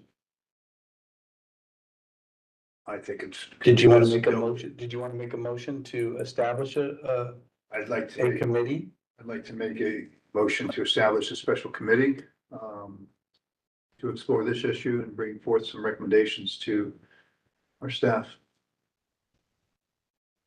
The president can always establish committees at any time, but you can definitely entertain the motion. If you need a motion to do it, I mean, then I'll confer with Kristen and we'll establish a committee and You can and reach out. I'll reach out to the board members and see who those are interested in being a part of it.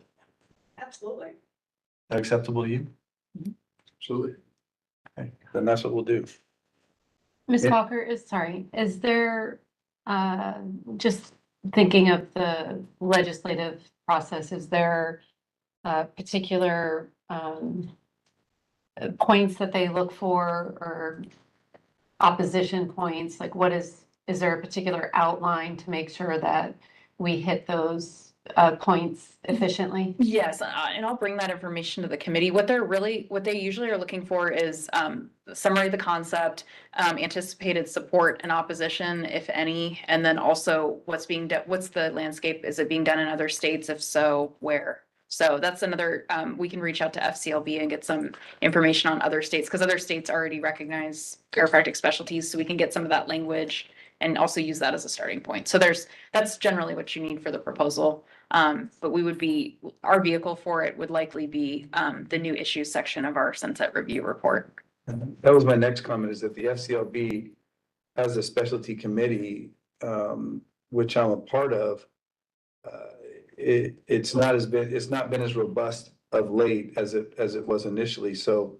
But they do have kind of a skeleton, they have a framework of what they use. It is, from my perspective, and others that I've spoken to, somewhat anemic, I guess is a fair word to say, that it just doesn't have the level that I would like to see, and I'm sure those on the board that have reviewed those, from our perspective, I do think it's good that we should have a uniformity. I think the direction that the FCLB is going is good, because if their standards come up, then boards can say, we accept a specialty that the FCLB has accredited. Rather than it just being kind of willy-nilly that, ICA, ACA, any society within any state can just kind of say, yeah, we accept that, and someone gets considered to be certified in whatever they're. So it is all over the map. So I think this is a great place to start. So we'll go in that direction, and we'll establish that committee and get that get that information and recommendations to you. Okay. We'll move to item 17. Is there any public comment? Sorry. Any public comment? How you doing? It's good to see you. All right. There's no public comment. I don't think we have a motion that we're going to be dealing with, so we'll move to this item 17, discussion and possible action on board's 2026 sunset review. Thank Take it you. away. Sure. So there's a few items that we want to walk through as it relates to getting ready for sunset review. So we're just about 8 to 9 months out from when our report's going to be due to the legislature on our sunset review, and then we're about 10 months out from our hearing next spring. And we wanted to just start opening up the discussion with the board so that we can kind of align ourselves and be as prepared as possible going into sunset and working through the different issues that we are going to need to respond to in that report. Within the meeting materials, there's just a copy of the action plan that we had previously prepared that just kind of lays out the steps that are involved in the sunset review process. That's just informational only, just to kind of apprise the board of where we're at. I did observe all of the sunset review hearings that occurred this year. They were similar to what we've seen in past years, where there's a lot of openness from the committees to work with the programs to enhance consumer protection. If there's any legislative fixes that are needed, there's a lot of room there for collaboration with the committees, is what we're seeing from the current sunset report or hearings. So that aligns us very well for as we're heading into sunset, the what's next and what kind of policy issues should we be potentially including, which I will get to at the end of this update. the other thing within the materials is we have to respond to each of the issues and recommendations from our 2022 sunset review. Most of those are already in motion or assigned to committees that are going to be working through those and kind of hardening up some of those recommendations as we head into the fall. There is one issue, though, that came from our prior sunset review that has not been discussed by the board. So I've got it here on the agenda under 17C that we'd like to have the board discuss. And that is for the board to develop a recommendation on how to respond to the issue regarding the composition of licensee and public members on the board. As we put in the background materials for this meeting, we took a look at the different DCA programs and the composition of board members. And what we were generally finding was for the non-healing arts boards, there was clear, the majority of those boards have a public member majority. But then for the healing arts boards, a lot of them still maintain that licensee majority. The boards, has 5 licensee members and 2 public members. So it's a little bit heavier on the licensee side than even some of the other licensee dominant boards. But the issue that the legislature raised in 2022 was whether the board needs to consider, or whether, not whether the board, but does BCE's composition need to be updated to include additional members of the public or non-chiropractic medical professionals? The board doesn't have an official position on this, so we're seeking the board to discuss and basically provide to staff what that recommended response to that issue should be. Staff's recommendation on it is to maintain the status quo. There's a lot of issues that were raised in the background paper around just the North Carolina Dental Board case and the need for active state supervision. Over the past few years, that issue's been kind of worked through. There is statutes that do allow the director of the Department of Consumer Affairs to step in on certain matters. So there is more, it's not the issue that I think it was, a few years ago. But with that being said, it's the board sunset report and response. So wanted to have that discussion so that staff can work on the response to that issue. Thank you. My recollection is exactly what you said there, Kristen. At that time, we were dealing with the North Carolina issue. And the fact that the director of the Department of Consumer Affairs could step in, it negated the need for any change, whereas other states had to change their configuration. So at that time, my recollection, once again, is that there was no need to change. And if there was no need to change then, I don't think there's any need to change now. I concur. I think that we're doing just fine. I think that the public input that we've had and continue to have has been sufficient. I think having the group that we have here, the things we've been able to accomplish, there's clearly not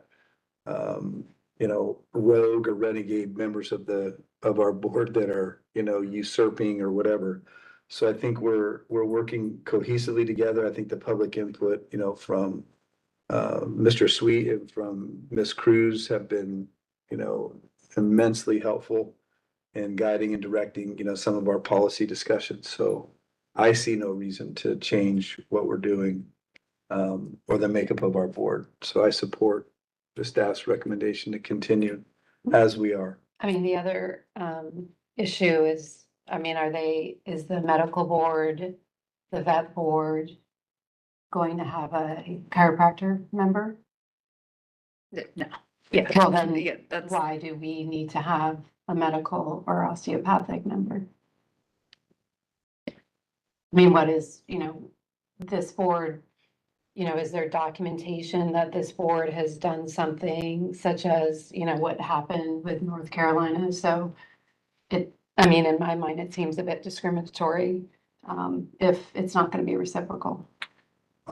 Is there something that came up to bring this forth, or are you saying this is just an open item? Sunset review. Yeah, but is there something Something that new happened that at that came point. forth, or are you just saying it's an open item? since So sunset? it's just an open item from sunset. I think the thing is we were in a pretty good position going into the last sunset as far as our problem was we didn't have a lot of new issues for them to work on at that point. We didn't put a lot of recommendations into ours. So a lot of it was committee staff evaluating our report and then just coming up with their issues that they have to put forward for the committee. And this was one of the ones that caught their eye was just the licensee dominant board. They didn't raise any specific issue. They just opened it. It wasn't one that came up during our hearing, so it wasn't one that was of interest to the committee staff. We just basically to tie up a loose end in our next report, we have to have a simple response back. So, But I think it would be worthwhile, because we don't know if it caught somebody's eye that doesn't know the historical significance of what was happening at that time, to at least bring that to light.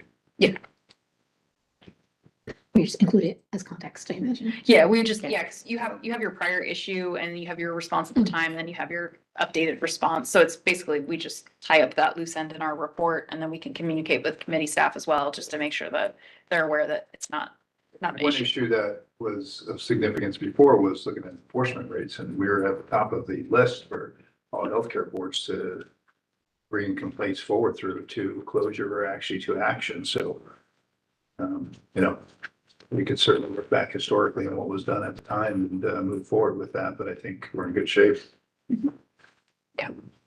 I assume this would, looking at the boards all having odd numbers of members, that would mean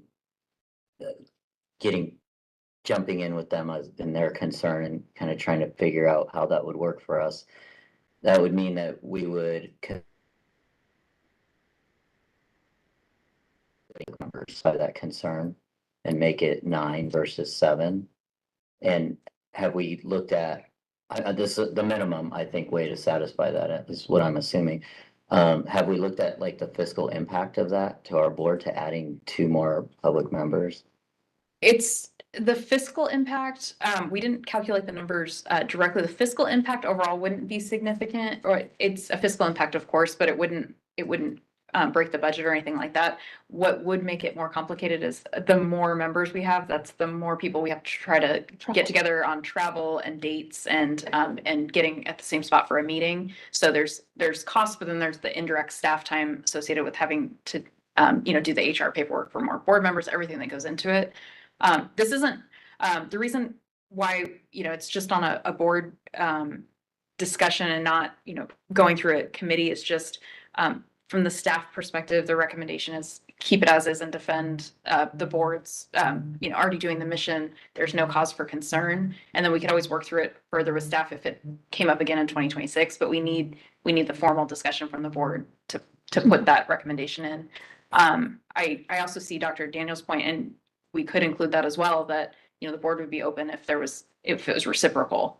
That's another potential option, but then it also kind of opens potentially a can of worms that maybe we don't want. So I would advise that we leave that out because the genesis of this was the Northern Carolina Dental Board issue. And correct me if I'm wrong, but none of the healthcare specialty boards had to reconfigure in California. I don't believe any of them did. So if they did not, let's just leave it as such and move forward with what you suggest. And I'd like to make a motion to that effect.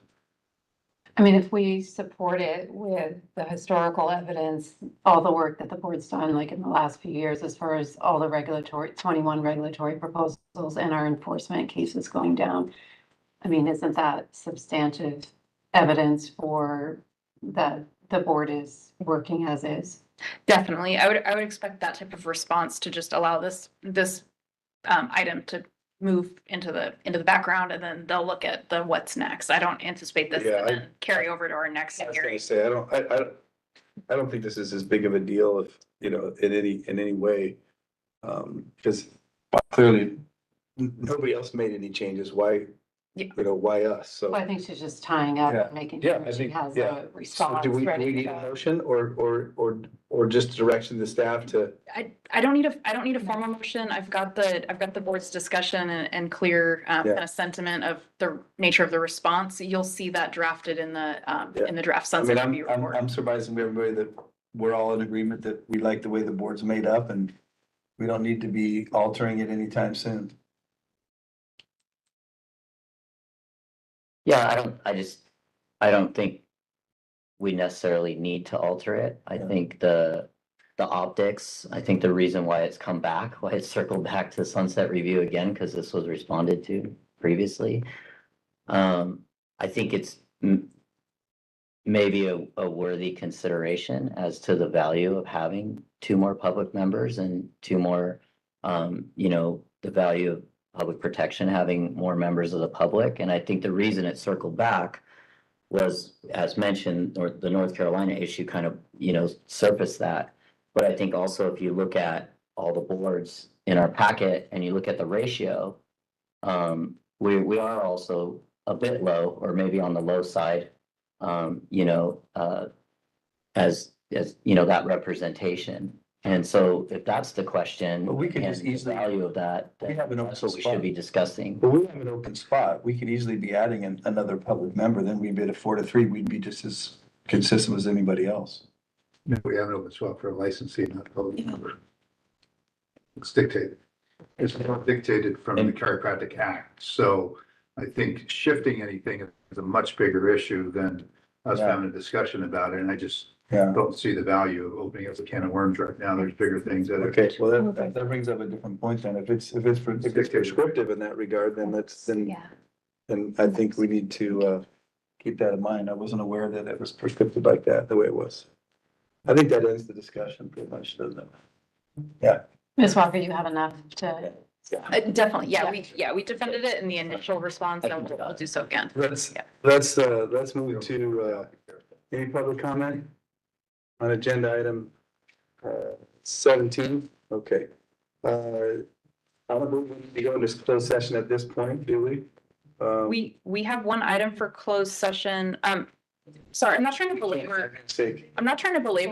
17, but 17D, staff was looking for a little bit of policy direction on potentially additional new issues that we could include in our sunset report. Oh, okay. Particularly at the staff level, we're more looking for the board's level of interest if we were to explore some potential additional enforcement tools around. One thing that comes to mind is we have a statute that prescriptively requires that if you have 2 insurance fraud convictions, you're revoked for a minimum of 10 years. But yet we still have to go through the long accusation and public hearing, administrative hearing process to affect that change. There's other programs that have authority to be able to issue an order just immediately revoking a license based upon certain circumstances. So we'd like to explore potentially creating some sort of proposal where once somebody's got that second insurance fraud conviction, we can serve them with a revocation order, and then whatever appeal process they have afterwards. Save the time And save the time and money. Because we've gone to administrative hearings on cases where the law is you shall be revoked for a minimum of 10 years. So it's not even a question, but yet they still are going to a hearing. You still have to go through it all. Yes. Take the time and money. I support that. I support that also. I think some other issues that could be worth bringing forth, especially while we're dealing with the specialty issue, the advertising and the social media aspect, because that's the elephant in the room nowadays with advertising, how people are presenting themselves. So we dealt with that prior to COVID.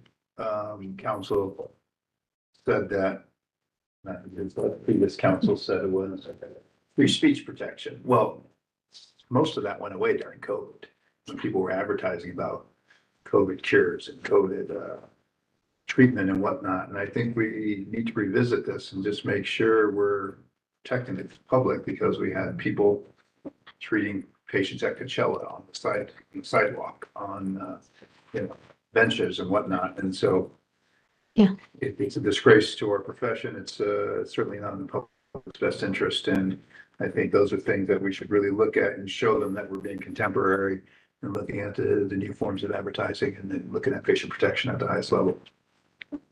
Thank you. Absolutely. What else do you need from us on that? Nothing on that, just we'll develop it and bring it forward through a committee. One other issue that had potentially been brought up is around if we want to explore some sort of pilot program for like a licensure upon graduation and what that model could look like. It's more fitting for legislation than regulation because you can add a sunset date to it. But do we want to explore that idea any further? Because we've got our licensing times down to almost nothing. But what's the having to take the CCLE, which actually I think based on today's discussion, that might actually be a non-starter idea, because if the CCLE is changed into a broader practical, or not a practical, but more comprehensive practice-based exam, then that initial idea kind of goes out the window. Because the thing is with the CCLE itself, the law exam, there is no real reason why someone who's about to graduate couldn't get early access to just pass it up front and be able to get a license when they graduate. So I think those two are going to be kind of intertwined, maybe looking at the CCLE, and if there are no changes to the CCLE, how could you, it was just trying to get people licensed and into the So profession. just from my own historical perspective, was the CCLE that our state has, was that written by a previous board, or was that put together, was that farmed out to some group? It's developed actually annually using subject matter experts through the department's Office of Professional Examination Services. So it's actually developed annually, a new version. Do we have any input as a board? Not on the questions, but I think for the next meeting, if there's interest, I can get a representative from OPES to brief the board on where that line is with, how much the board can do with that exam, and especially if you're looking at making any potential changes to it. I would like to be included in that discussion. Anybody else that wants to, let me know, because I think to have some input on what's being done, because if we look at that and we feel that there's some aspects that would better serve in the interest of public protection, that could be included in that. There could be some more practical questions, related to the practice of chiropractic in addition to regulation. Because if it's just purely law only, and we could possibly have some input on some other aspects of that, that would be, I think, beneficial to the profession and to my feeling that those that are passing that are getting a little bit broader understanding of what's expected of them, not just from a regulatory standpoint. Right. Okay. Yeah. Anybody else have any input on that? I mean, I think that'd be good to be included in the process of what questions are being posed to our licensees to pass. Yeah. Yeah, I mean, for the new licensees, we're protected in the fact that they took part 4 and whatnot. So we know they're at a I think, competent level. That's for people that have And it. it should be very easy for them to pass, but it also gives us an opportunity for people that we were talking about with reciprocity Yes, issue. It's gonna also broaden that as well. absolutely. That would be, I think, including us in that process, or at least to know what questions and what latitude we have to add some, input to that would be great. Greater competency will mitigate most of the problems that we see.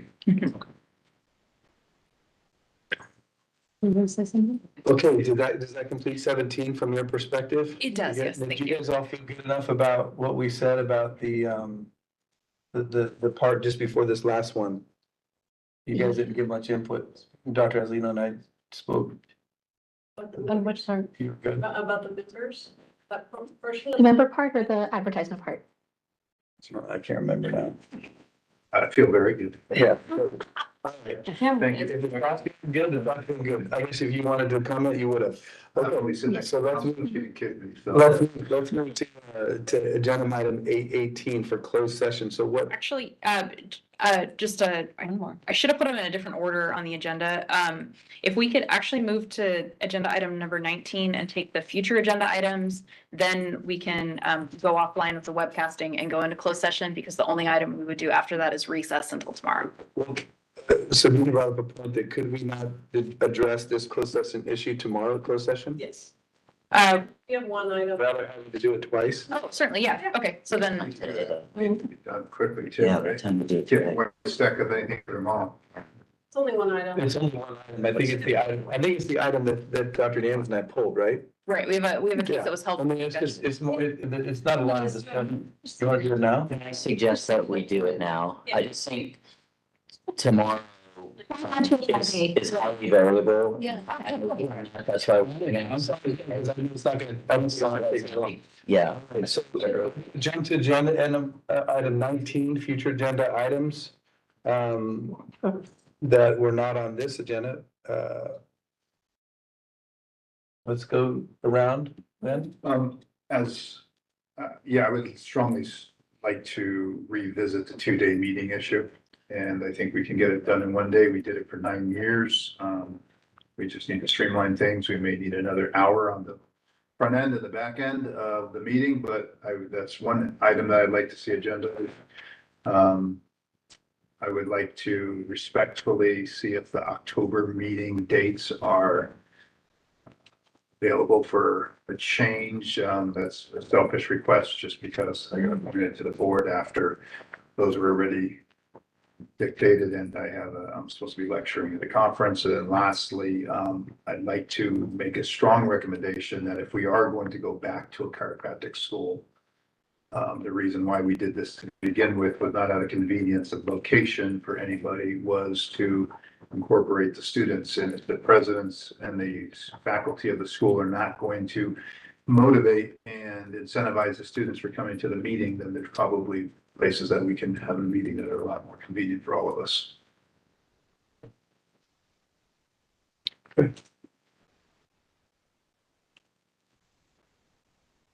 No. Okay, Dr.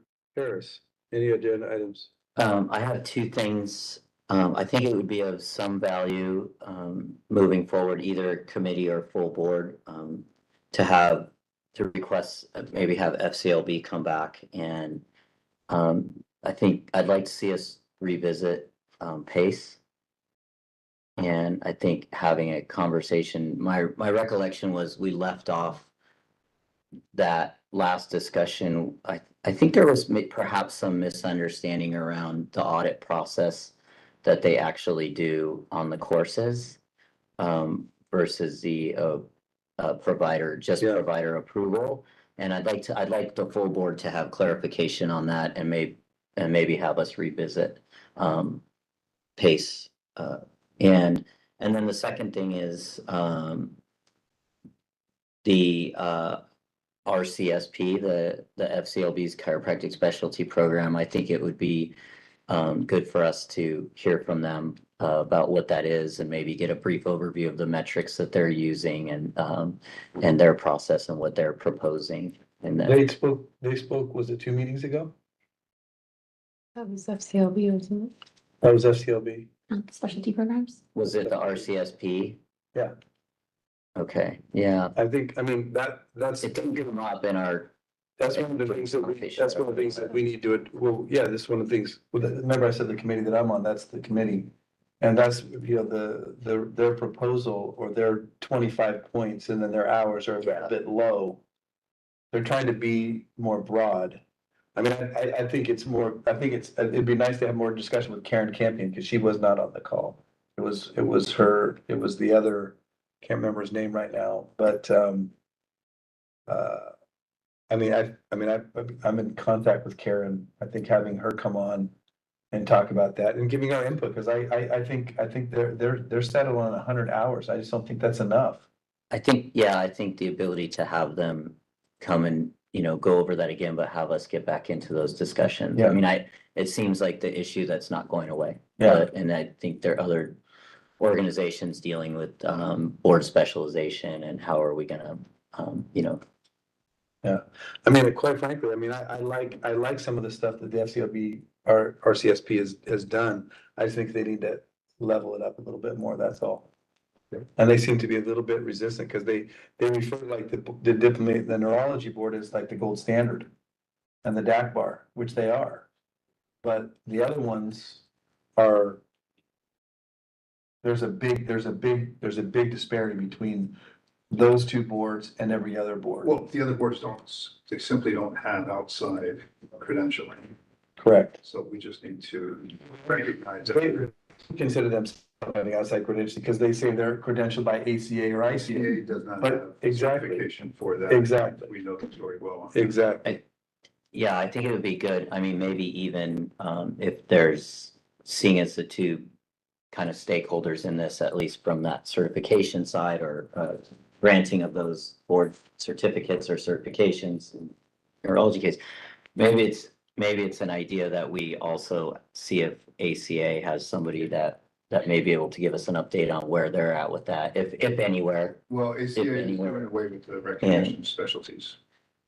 So that's their plan, to do away with the recognition of specialties. So does that mean the ACA Council on Neurology and those other councils are just? No, they still exist, but, they're doing away with that. So, I think once again, that this is probably something that's better dealt with in committee and we could certainly we can bring FCLB forward in that, but I also think that California should be at the highest standard of any other state. Yeah. And so we can adopt our own recognition, or we can just adopt those certifying agencies that are at the top of the. But what was your concern with that, David? No concern. I was thinking future items. Yeah. Is it right now? Future items. I think that we have to have those two other stakeholders in that certification area come and we can get an update from ACA on what the future is. It sounds like it may be changing. And then maybe have us be able to ask some questions about the RCSP and get some details there.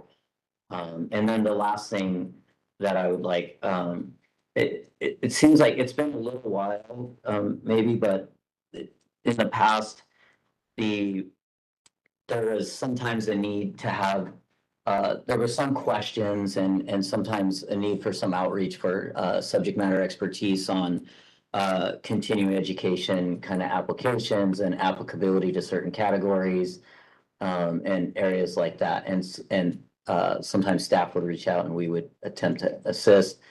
I'm wondering if maybe a future agenda item is maybe at a committee level is a discussion around a small subcommittee, maybe 2 board members that have, to be available to more formally be able to kind of address and answer those.